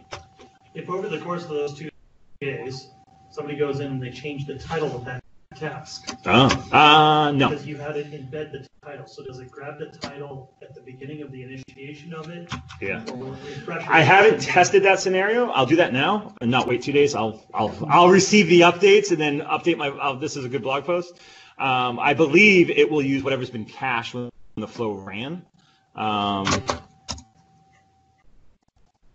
Mike, there we go.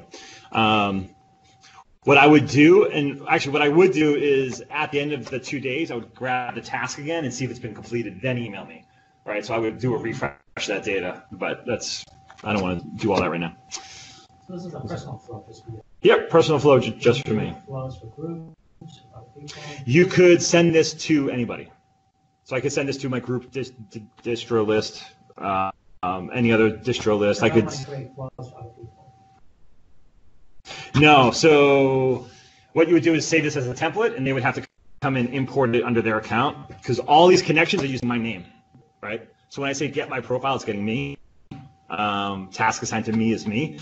So yeah, for my colleague Miko to use this, I would have to export it. He would have to import it and connect it to his account.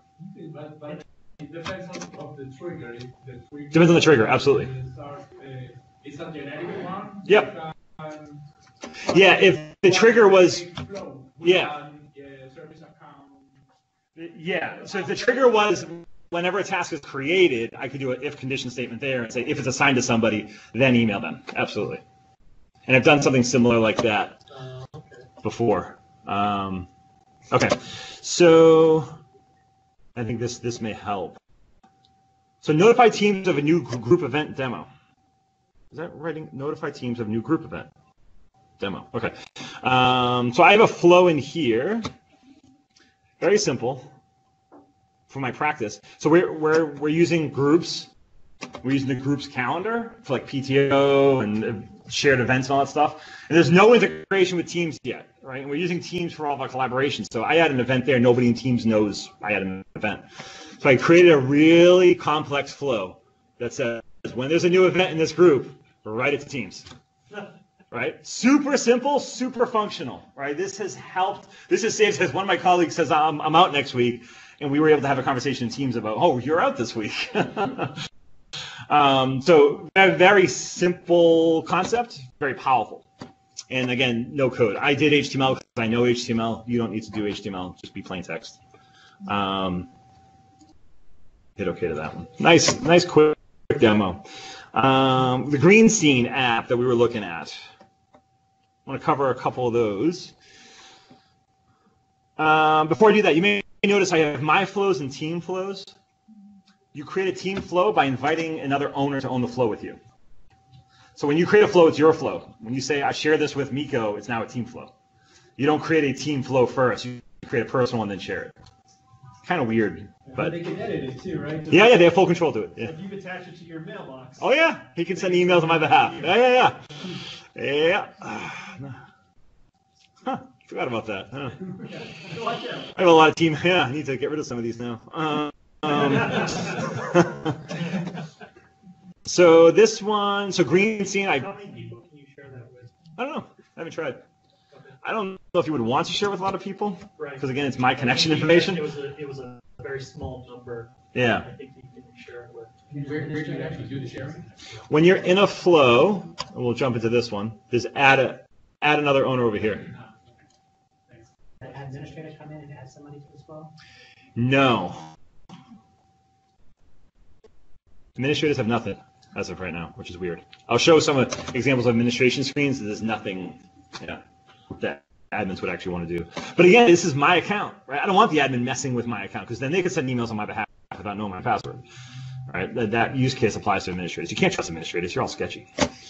But I love you all. I swear. So this flow here, actually, this flow takes forms and writes it to SQL. So, oh, this is new. They put a scroll bar in. Are you kidding me? Oh, I'm done. We're good. So there used to not be a scroll bar here. And you would wonder, like, how do you go sideways? If you have a 3-button mouse pressing down, and then you could scroll that way. No lie. Like, I've been doing this for a long time. This is brand new. This is so exciting. All right. A huge recommendation: never try this in Internet Explorer 11.0. Yeah. It sucks. Don't use IE with Microsoft products. We know. Chrome works well, but IE 11 just does not work with this. Okay. I'm going to zoom out just so we can see the big picture of this thing here. Can you guys, you probably can't make out words. Well, you might be able to. So I have a trigger whenever a new response is submitted.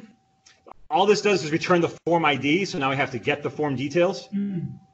I send me an email because the Power BI side of it, I had to manually add every user to the Power BI permissions, and I gave up on that, said, you're not getting Power BI right now. Only me and the admins have Power BI, so anyway, they're getting emails. I query SQL, so I can't read my own. Yeah, there's a SQL table in here. Oh, there's table name at the bottom. Grabbing the users table, there's all my tables, and saying where email equals the person who filled it out email account. And then I say, does the user exist? So this is just an if statement. Do they exist? If not, grab their profile from Office 365 and insert them into SQL. If they do exist, let's just grab. Oh, we're wiping out all their existing pledges and inserting new pledges. So if they're using forms, they're inserting a whole new pledge. That's all that's doing. And that's calling a stored proc. And then we grab the user again, because depending on which condition, I want to make sure I have the right user. And now I'm running parallel flows. So our pledge form is about 25 questions broken up into 4 or 5 groups. And I just have it run and insert each group of questions at the same time. The only reason I did that was more for me to understand how the paralleling works in Flow. I could have just had one super long flow and it still would have worked. It may have taken a little bit longer because it would be more sequential, but no big deal either way. So now insert pledge group 2, and I'm inserting all this data into SQL. While that's running, it's inserting all this data into SQL and so on. And I apparently got lazy with my naming and stopped naming stuff. Developers. And then at the very end, I update the user record saying your profile's been loaded. I see that question. And then I execute a store procedure that builds my view of the data. So the store procedure copies data from one table to another table. Question? So I'm wondering, is there, if you have this as a team thing, if you do get hit by a bus, next person up, is there any leaving comments to tell them what the heck you're doing? Naming conventions are good. So I do some of that. Does user exist? I did it up here because I was excited, and then I get tired of clicking, and I just gave up. I believe there is an add comment option. Yep. Wholeheartedly recommend you may go out of your way to label each of those boxes you add. You'll get yourself into huge trouble as you There's a comment. all the way down. Where am I updating? Where am I updating to? Right. So please remember Cheek to SQL. rename everything. Yeah. It's just SQL query. Yeah, so on the naming convention, and actually I didn't even think of putting this in as a tip or trick, but the name of your action is what you reference later. So yeah, so where's a good, oh, you know what, here's a good example. Click. You'll see send an email, right? That's the action name that the object's referring to. And then I say body. And it just drops in body. And then I think if you hover over it, it tells you what it is. Yeah, body from send an email. Right, so the naming of your actions are really important, especially on these big complex ones. Yes? So while we're on the topic of naming things, I am not a developer, so a lot of my flows reference Excel documents. Mm-hmm. All of those Excel documents are just named Excel documents. Shame on you. There's no, it doesn't carry over the name of the file. Oh, in the connector. In the connector. In Flow, it says connect to Excel document, Excel document, Excel document, or Excel document. Oh yeah, like this, something like this. The connector. Yeah. Those. Yeah. Yeah, that's beautiful. Yep. I didn't write it. Around that? Nope. Okay. I didn't write it. Just user voice. I've already done this. All right. Cranking through user voice so fast. Not only should you put it in user voice, you should tell all of us to load it up. Yeah, and then we'll do it. If you go over 10 votes, they talk about it the next week. Nice. So real quick, I mean, I need to figure out how to cut this presentation down by like 20 minutes. So the Power App, when they were toggling, this is a flow that receives from Power Apps, and then these are the properties. It's really hard to see because the name's so long, but that's the answer. And this is in the order in which I'm calling that function from Power Apps. I don't think I have that open anymore. But when I run in Power Apps, I say value 1, value 2, value 3, value 4. That's the order in which I add values for this trigger. Pretty simple. One last flow to demo. It's just this is my pride and joy right here. It's personal. What's that? We will. Sorry, my last flagged email. So this one here, zoom out, not that far, it gets bigger. So whenever I flag an email, right, I get important emails, I flag them because that's what you do. And before, I would then manage my flagged emails in Outlook, and then I would have tasks in Outlook, and then I would have tasks in my Evernote and tasks in my OneNote, and then Planner. So what I've done here was simplify at least I flag, it copies the email information into my Wunderlist, right? Pretty simple. I could have just used a two-action thing. When flagged, write to Wunderlist. Nothing's that simple in life. There are some weird things. So when flagged, preview, if somebody was to reply to a flagged email, this triggers on that original flagged email. So now I have 4 tasks of the same task because we're chatting about a flagged email, which isn't cool. So I set up a bunch of variables, talk about naming conventions, right? If you're going to use a data set more than once, create a variable. And basically a variable task body, right? This is the body that goes into the task. Because I'm writing to Wunderlist in a few different places in this flow, I want the body to be the same across all of them. So, Wunderlist is a task management program that will eventually become To-Do when Microsoft takes over. Well, they have taken over, but so then the domain, I'm using a simple expression, split who it's from. I just want the domain name because I have some logic based upon who's sending it from what company. And then the task title is the from address and the subject of the email, so I have a reference point. Because that runs every time there's an email on that, I have stored in an Excel file, did this run before for this email? Ludicrous, but that's the only way I could figure out how to do it so it runs once. So now I get my manager from Office 365. I don't have to hard code that in, so if my manager leaves, I get a new one. This flow keeps thinking. And I have a condition. If it's my boss, create the task. Give me a reminder. I think it's 2 hours later. Remind me that I flagged an important email from my boss. And then it also stars it. I think it gets here. In Wunderlist, it stars it. All right, so Wunderlist, his task is at the top. 2 hours later, Wunderlist is reminding me, don't forget you have this task from your boss, right? Just very persistent for me. I have a separate flow that notifies me every time my boss emails me too, so I can stay on top of things. If it's not my boss, I have a switch. So switch is basically saying, if the value equals this, do this. If it equals this, do this. If it equals this, do this. But instead of building 3 different if statements, you use a switch statement. So switch, the from domain, so slalom.com, boss365.com, depending on what that is, and right now I have my primary client. If it's my client, put them into their own task list in Wunderlist. And I think I even have that star me as well. No, I don't. But I set a due date to right now. So I know to be working on that. Anybody else emails me, it just creates a normal task with a due date, I believe a couple days out, just again as a reminder that I need to get work done.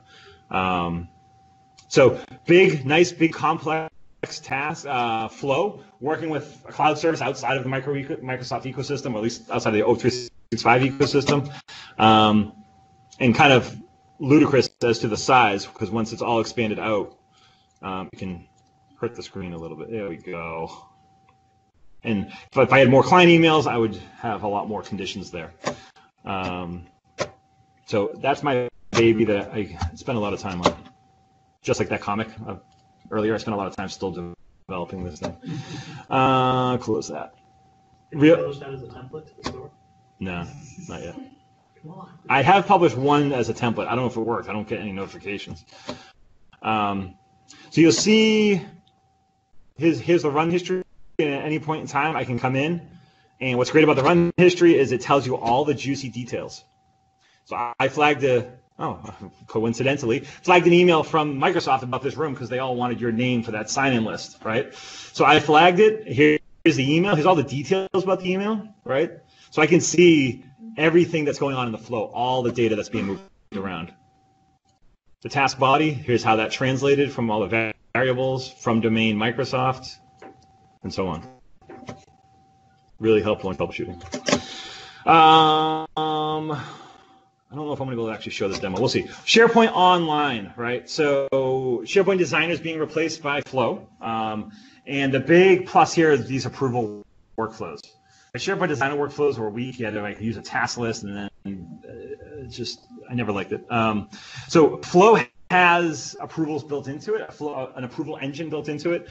And so you can automate approvals, not just with SharePoint now, like with any data source that you can put a trigger on, you can now automate approvals. And then upon approval, you can say what to do with that, right? Usually we're using SharePoint approvals for like publishing status or something, right? Does it look good? Great, let's publish it. But you can take this the next step further and say, a tweet comes in with the hashtag boss365. Do I like it? Yes or no? If I do, I'm going to auto retweet that and email the team that someone's talking about us, right? Only upon approval, right? So I can, you can create the much larger complex approval workflows. Can you set up so that if somebody's not there for 3 days or on vacation? Yes. Beautiful. It's successor to SharePoint Designer or it is SharePoint Workflow? Because SharePoint Designer does not more than one. Right. Oh, you mean the out-of-the-box SharePoint workflows? Web forms and all those things in SharePoint Designer. Right. Oh, this is only replacing the workflow portion of SharePoint Designer. So that statement is coming from Microsoft? Yep. Nope, that's from Microsoft. That slide I showed is a Microsoft slide that I put the grape on with the zombie hand. I added that piece to it. The rest of it was Microsoft. SharePoint Designer will be slowly replaced because modern sites, you don't use SharePoint Designer to do anything there anymore, right? So the need for SharePoint Designer will slowly go away. So can we say like SharePoint was creating web parts and data parts also? That portion was replaced by PowerApps? Yeah. Can you embed PowerApps as a widget yet on a modern page? I don't think you can. Yeah, probably soon. So yeah, you can see PowerApps probably becoming widgets or web parts or something like that too. Hopefully. But probably not. I mean, you could use PowerApps with your web part. That'd be sort Yeah, and get a real developer in writing code. Yeah. All right, cool. So quick demo. I know we're running late here, but I just want to show the approval piece. So that SharePoint list, we're back over here. I'm going to go flow, create a flow. I'm doing this just to illustrate something. Start an approval when a new item is added. I'm going to click that. Right, the template, nice and easy. Approve it. Oh, they fixed it. It knows where I want to connect. Oh, that's good. Okay, cool. It used to not connect to the list you click the button from, so then you'd have to select the list anyway. Like, why have that there? But they apparently have fixed it. That's good. So now assign this to David Lozzi. That's me. Default parameters, but you can kind of build it out. This is the title of the approval, and you have the details, item link, so you build all that into the approval itself. And then based upon my condition, on my response, I mean, if I respond approve, do what with it, right? And out of the box, it's only going to inform the creator, hey, this has been approved. You could update data in SharePoint. You could copy the data from SharePoint to Salesforce or whatever, right? Then you can build a really robust approval workflow here. I'm going to create this flow. I'm going to try this one real time as it goes into my next slide. Can the approvals be set for something more than Boolean, more than just a true false? Yeah, no, it's approve reject. There's a separate action item where you can do multiple. Is there a separate one? Okay. Allow the interactivity that you're going to show. Okay, cool. Can you send that approval to Visual Studio time? Oh, sure. If there's a connector for it. Yeah. There it is. Don't know. Is my lonely screen still working? Yeah, there are Lonely screen. Okay. Everywhere. Cool. I'll minimize that for just a second. I'm going to come over here, create a new item. Hey, I got a nice SharePoint form, a Power App form over here.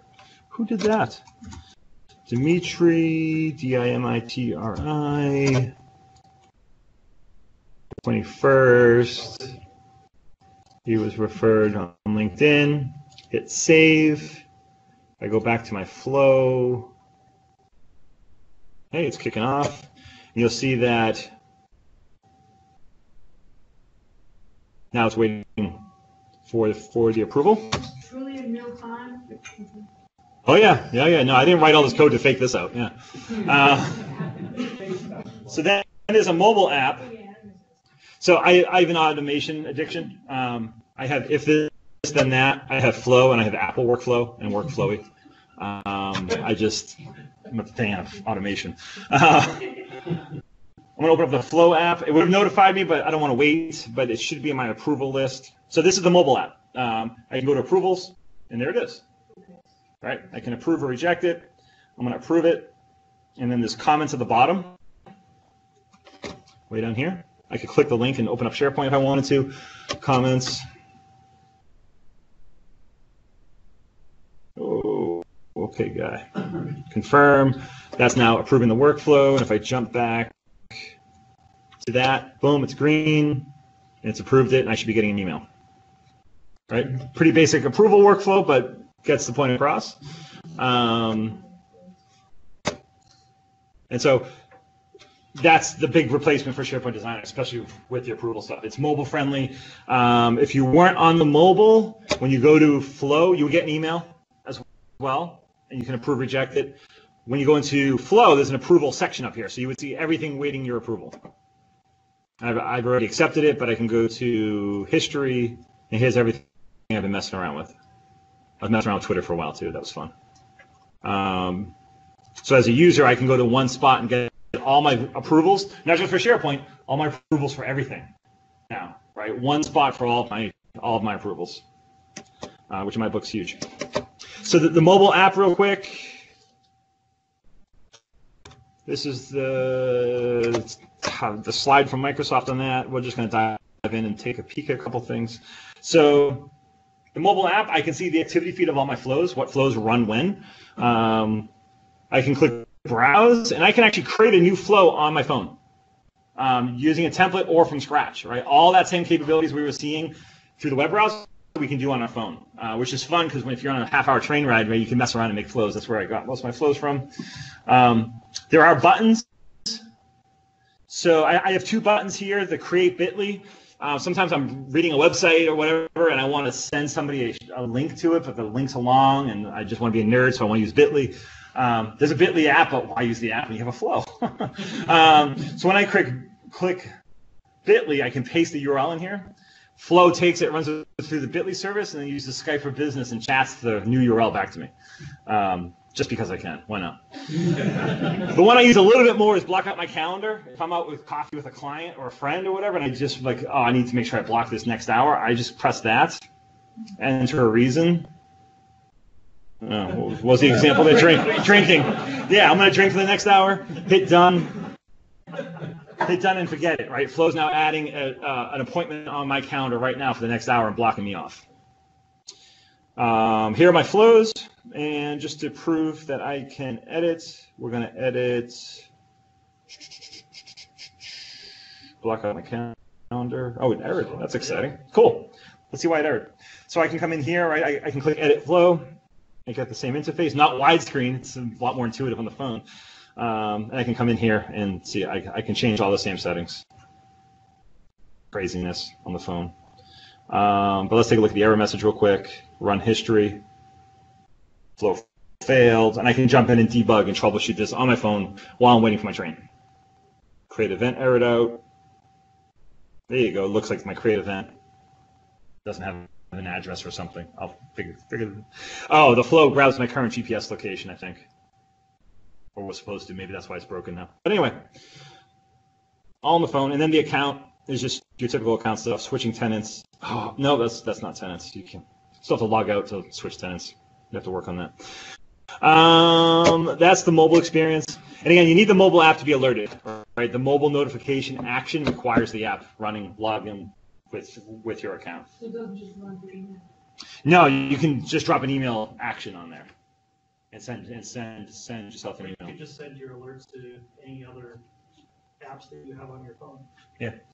Yeah, you can push it through other stuff, Skype for Business app if you have it on there. So some of the cool advanced pieces we've mentioned a little bit, like scheduling. You can have Flow run daily or weekly or whatever time to maybe read a data source, compile a report, and send that. It has expressions. That's all on their website. Long list of the expressions, like PowerApp expressions, where you can do a lot of this string manipulation and math functions and all that. Switch case we mentioned. We can run parallels, do untils, apply to each, looping, all that stuff. Handle timeouts and failures. I have an example of that. You can nest workflows, have one flow call another flow, and just really blow your IT administrator's mind. So a few quick tips and tricks. Use variables, like I mentioned. I think this is a big one because the variable piece is fairly recent. Microsoft only released this maybe within the last quarter, I think. So before, or I didn't see it. That's a very good chance of that. I came across someone's blog that had it. I was like, I didn't know that was there. So what I would have done before is like this value block here. I would have copy and pasted that 3 or 4 times in my flow wherever I'm writing data. And then if I wanted to change the wording, I'd have to find it everywhere. Such a pain. So use variables and name things. My variable is called task body. This variable is called from domain. Very simple. Yes? We have a question online. With nested flows, does it count as one flow, or does every flow, subflow count against your time quota? I would assume every flow that runs counts, but I don't know for sure. Yeah. What's the time for? We'll cover that in a moment. Thousands. Incoming webhooks versus posting. So in my example, when there was a new calendar event, right, I just used the Teams action and wrote to Teams. And that works, right? And that kind of looks like this. In this example here, I explored that Teams has incoming webhooks, right? And gives you this feel and kind of gives you a service account feel, right? Nothing up here says David Lozzi wrote this, right? Because I'm using a webhook, which is a JSON object that you write into Teams. Slack supports incoming webhooks. A lot of services have this capability. So take a look at the webhooks versus using the out-of-the-box actions. Out of the box says my name, it says me. If someone likes it, I get the alert, which has value, but sometimes we just want to make it generic, and I don't want everyone thinking I'm posting this data, it's a service account. So it's one way to fake it out for certain services. My blog post here covers the differences in an example of each. Debugging, we covered it briefly. There's a really good debug interface. If I was on the desktop looking at that error, I'd get a lot more error information here. You can use notifications as well to kind of help debug. If it keeps erroring here and you're not sure why, you can add additional notification errors along the way and step through your code basically with notifications. In this one here, there is a way to do error handling. So in the question before was starting on the approval, right? You can set it's timed out, and then you can send an email off to somebody else. So some of those capabilities are there. If it fails or if it gets skipped for some reason, you can handle all of those conditions. This one here, this guy has a great blog post on how that works.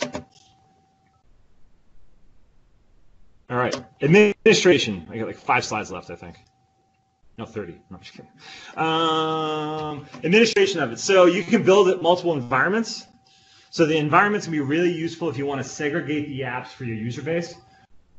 So you can, in this example here, we have a USA, Canada, and Australia one, data residency issues, and if you're using a multi-geo tenant or what have you, you may need to separate your apps as well and your flows. So apps and flows can be separated by environment. And if you have developer tendencies and you want to create like a dev environment to test it and then a test environment to UAT it, you can create multiple environments like that as well. There's no easy way to copy an app from environment to environment. You have to download it and re-upload it every time, which is kind of a pain. Can you have a tenant? Per environment, yeah, multiple environments per tenant. Oh, for one tenant? Per one tenant, yeah. How do you create an environment? You go to the PowerApps admin screen, and if you have an E5 PowerApp level 2 license, you can add it. Should have a caveat on here as to what the license is, but my license slide covers that. Yes. Yeah, when you go to PowerApps and go Files, Save As, there's an option for in the cloud, which is default, or Save As Computer, and that downloads a package file. Basically, it's a zip file with manifest XML and all that stuff about your app. You can also separate your data, kind of protect your data. So you can say certain connection types are only allowed for business data, and then some are allowed for non-business data. This prevents the user to accidentally tweeting every single new sales lead out of Dynamics, right? If you don't set this up, somebody could do that. There's nothing stopping them from doing that, right? So this allows you to separate those data sources to kind of protect your data and keep it within your business apps and not push data to non-business apps, basically. kind of scary that that would be possible, but it is. What determines what's business data and not business data? Labels for the site? These are the labels for the data connections. So there's two groupings. We have business and business only and non-business, and then the admin comes in here, clicks add, and says Salesforce is now business only. Say I'm setting control on a list. What determines what? It's I haven't seen it happen. What I understand happens is if you have, in this example, if you had OneDrive in your flow and you tried adding SharePoint, it would throw an error saying you can't add SharePoint, it's not allowed because you have OneDrive in your flow. So it knows all the other data connections that are there. Okay, so it's Yeah. This is one admin screen for the entire tenant. Yes. So if you have different needs for different. Is this per environment? Yeah, this is for the entire tenant, not per environment. Do it if everybody's sharing one tenant with different. Right. Well, you can do it. It's just going to be locked down for people that maybe it shouldn't be. Right. That's tricky. Now, there are ways to work around that. Is the action to be able to call HTML endpoints or HTTP endpoints. You could have a flow that only works with non-business data, and then have your business flow call that flow, sending the data and calling your personal one. I like your own gateway. Yeah, as long as you don't block that type of action here, you could do that. So right. Well, no, you could have one flow call another flow, and that should work fine. I haven't tried it yet. Licensing slide. This is the PowerApps one. So you were asking about how many flows per tenant. Your Office 365 account, which is probably what most of you have, you each get 2,000 runs per user per month, collectively. So if you have 5,000 people times 2,000 flow runs, I can't do the math, million items. One person could use all million, right? I mean, it doesn't segregate by user count. It simply says this is how much your tenant is allowed to run. Yeah, so it's kind of nice for the safety net. If you accidentally run a flow every 5 minutes and you go on vacation, you're not costing anything, but you're in effect taking other people's runs. What's great about being at Slom right now, not everyone knows about Flow, so I get to use all their licenses, all their runs. Your license under Office 365 does not include some of the premium connectors like Salesforce, DB2. So as you look through the data connections, there's a little icon that says premium. You can't get to those unless you upgrade. Is it premium and non-Microsoft? It's a separate license, PowerApps Plan 1 or PowerApps Plan 2. And then what they describe as a premium connector. Oh, I don't know. I don't know if all, yeah, I don't know. I haven't looked at it like that, if they're all Microsoft or not. The ability to create environments and the information policy that we were just talking about is you need someone with a Plan 2 license to be able to manage that. Your Plan 1, 2 license include your flow plans, which look like this.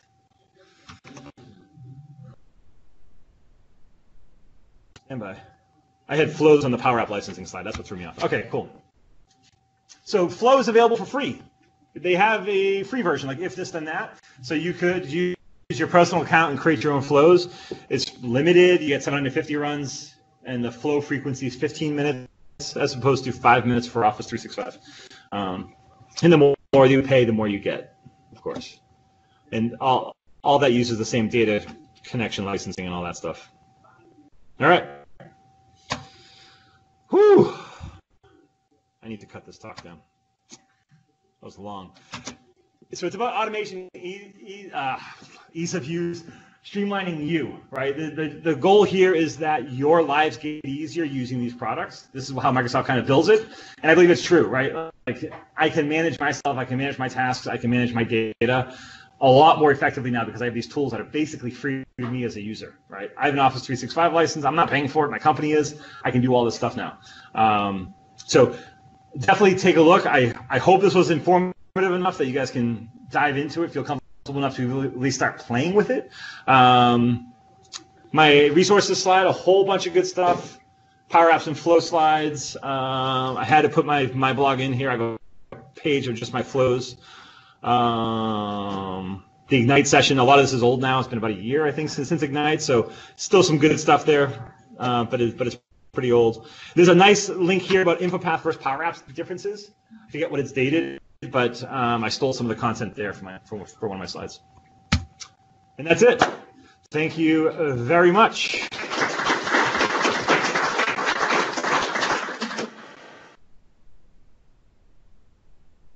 That took a lot longer than I wanted it to.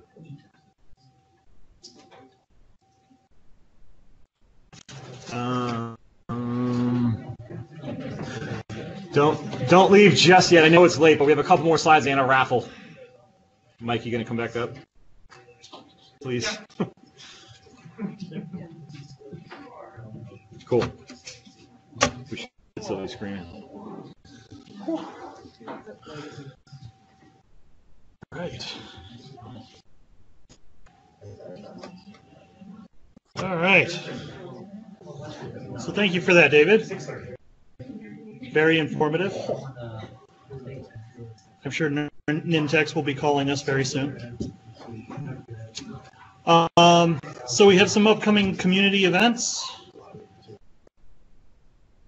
This is a list of all of our local SPUGs, other user groups. We like to share the love, share the knowledge. So if any of you are interested in learning more specific information about any of these other technologies, there's some references here for that. And then we have some upcoming events, creating PowerShell projects, and more with Plaster. I don't know what Plaster is, but if you want to learn about that, March 26th.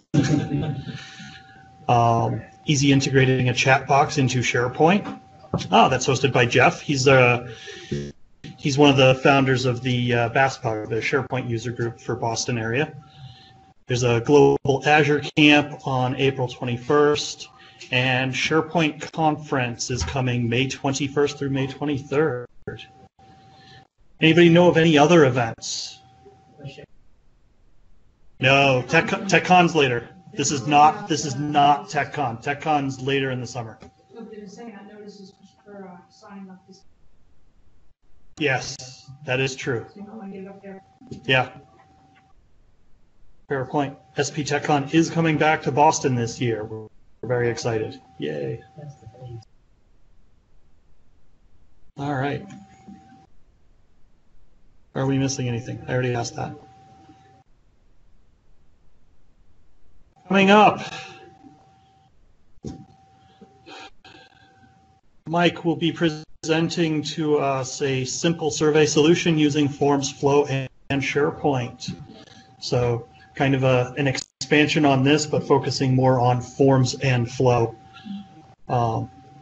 Yes, Dimitri. We have a great reminder from Chrissy that is joining us online. The call for speakers for SharePoint Saturday in New York City is now open, and that is taking place at the Microsoft Center in Times Square towards the end of July. All right. Thank you.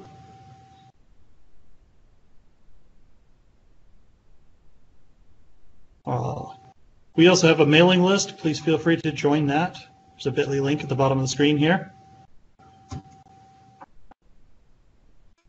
And now it's up to you guys. Any problems or tips? We like to kind of use all of the knowledge in the room, see if anybody has any anything that they've run into. Yes, sir. I have a modern site. Uh-huh. I created two lists within about 18 hours of each other. Mm-hmm. One list, when you open up a new form, it shows it as like a PowerApp form. The second list shows it as the old classic SharePoint form. You can't figure out why or how that happened. So one list is opening up in modern and one is opening in classic? Yeah. So there's three settings for your list. If you go into your settings for your list, you can choose the default, the classic, and the modern. They're all grayed out. So that means your tenant administrator might have made a change while you were creating them between the two. Oh, yeah. Well, You no, just hit yeah. administrator? Can you go, do you have your SharePoint admin access? I'm the site owner, but that's about as much as the company allows us to be. Yeah. But they can't figure it out either, because they said they didn't make any changes. And I know they always say that. other list. We always say that. Because My phone is updated, my Google is now a British voice. I didn't touch anything. It just changed. So you can ask them to run PowerShell, and you can actually tell them to switch, or ask them to switch either both to old or both to modern. okay. Otherwise, you can back up the data or check the new list. In the data is somewhere data. Is this in a traditional SharePoint site, or is it a new collection? Is it a Teams collection? Team site is a modern team site. It's a team site.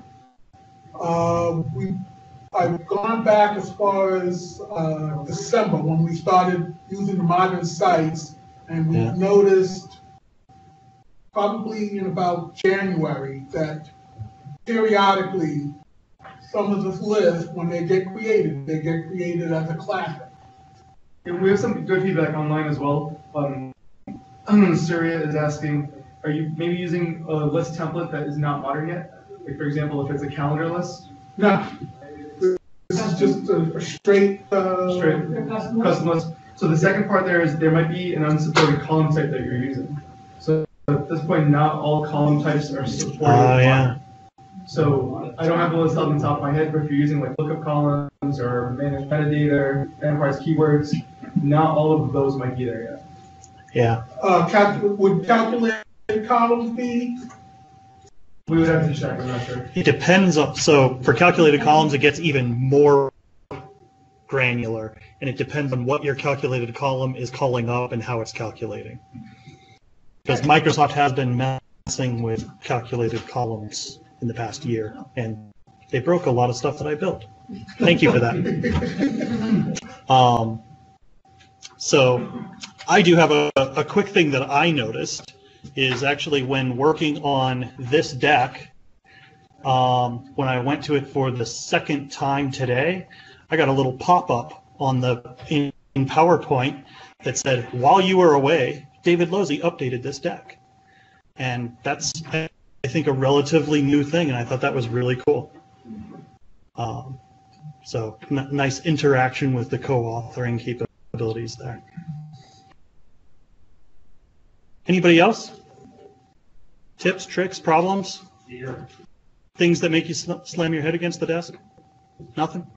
All right, cool. All right, we are on to the raffle then. Also, one quick thing before going away, regarding anyone looking for work, we have a client that needs to run a disaster recovery exercise for SharePoint 2010, 2013 on-prem. The objective is to give this instruction set to somebody that is not familiar with them, with their environment, and have them run it over the course of several days.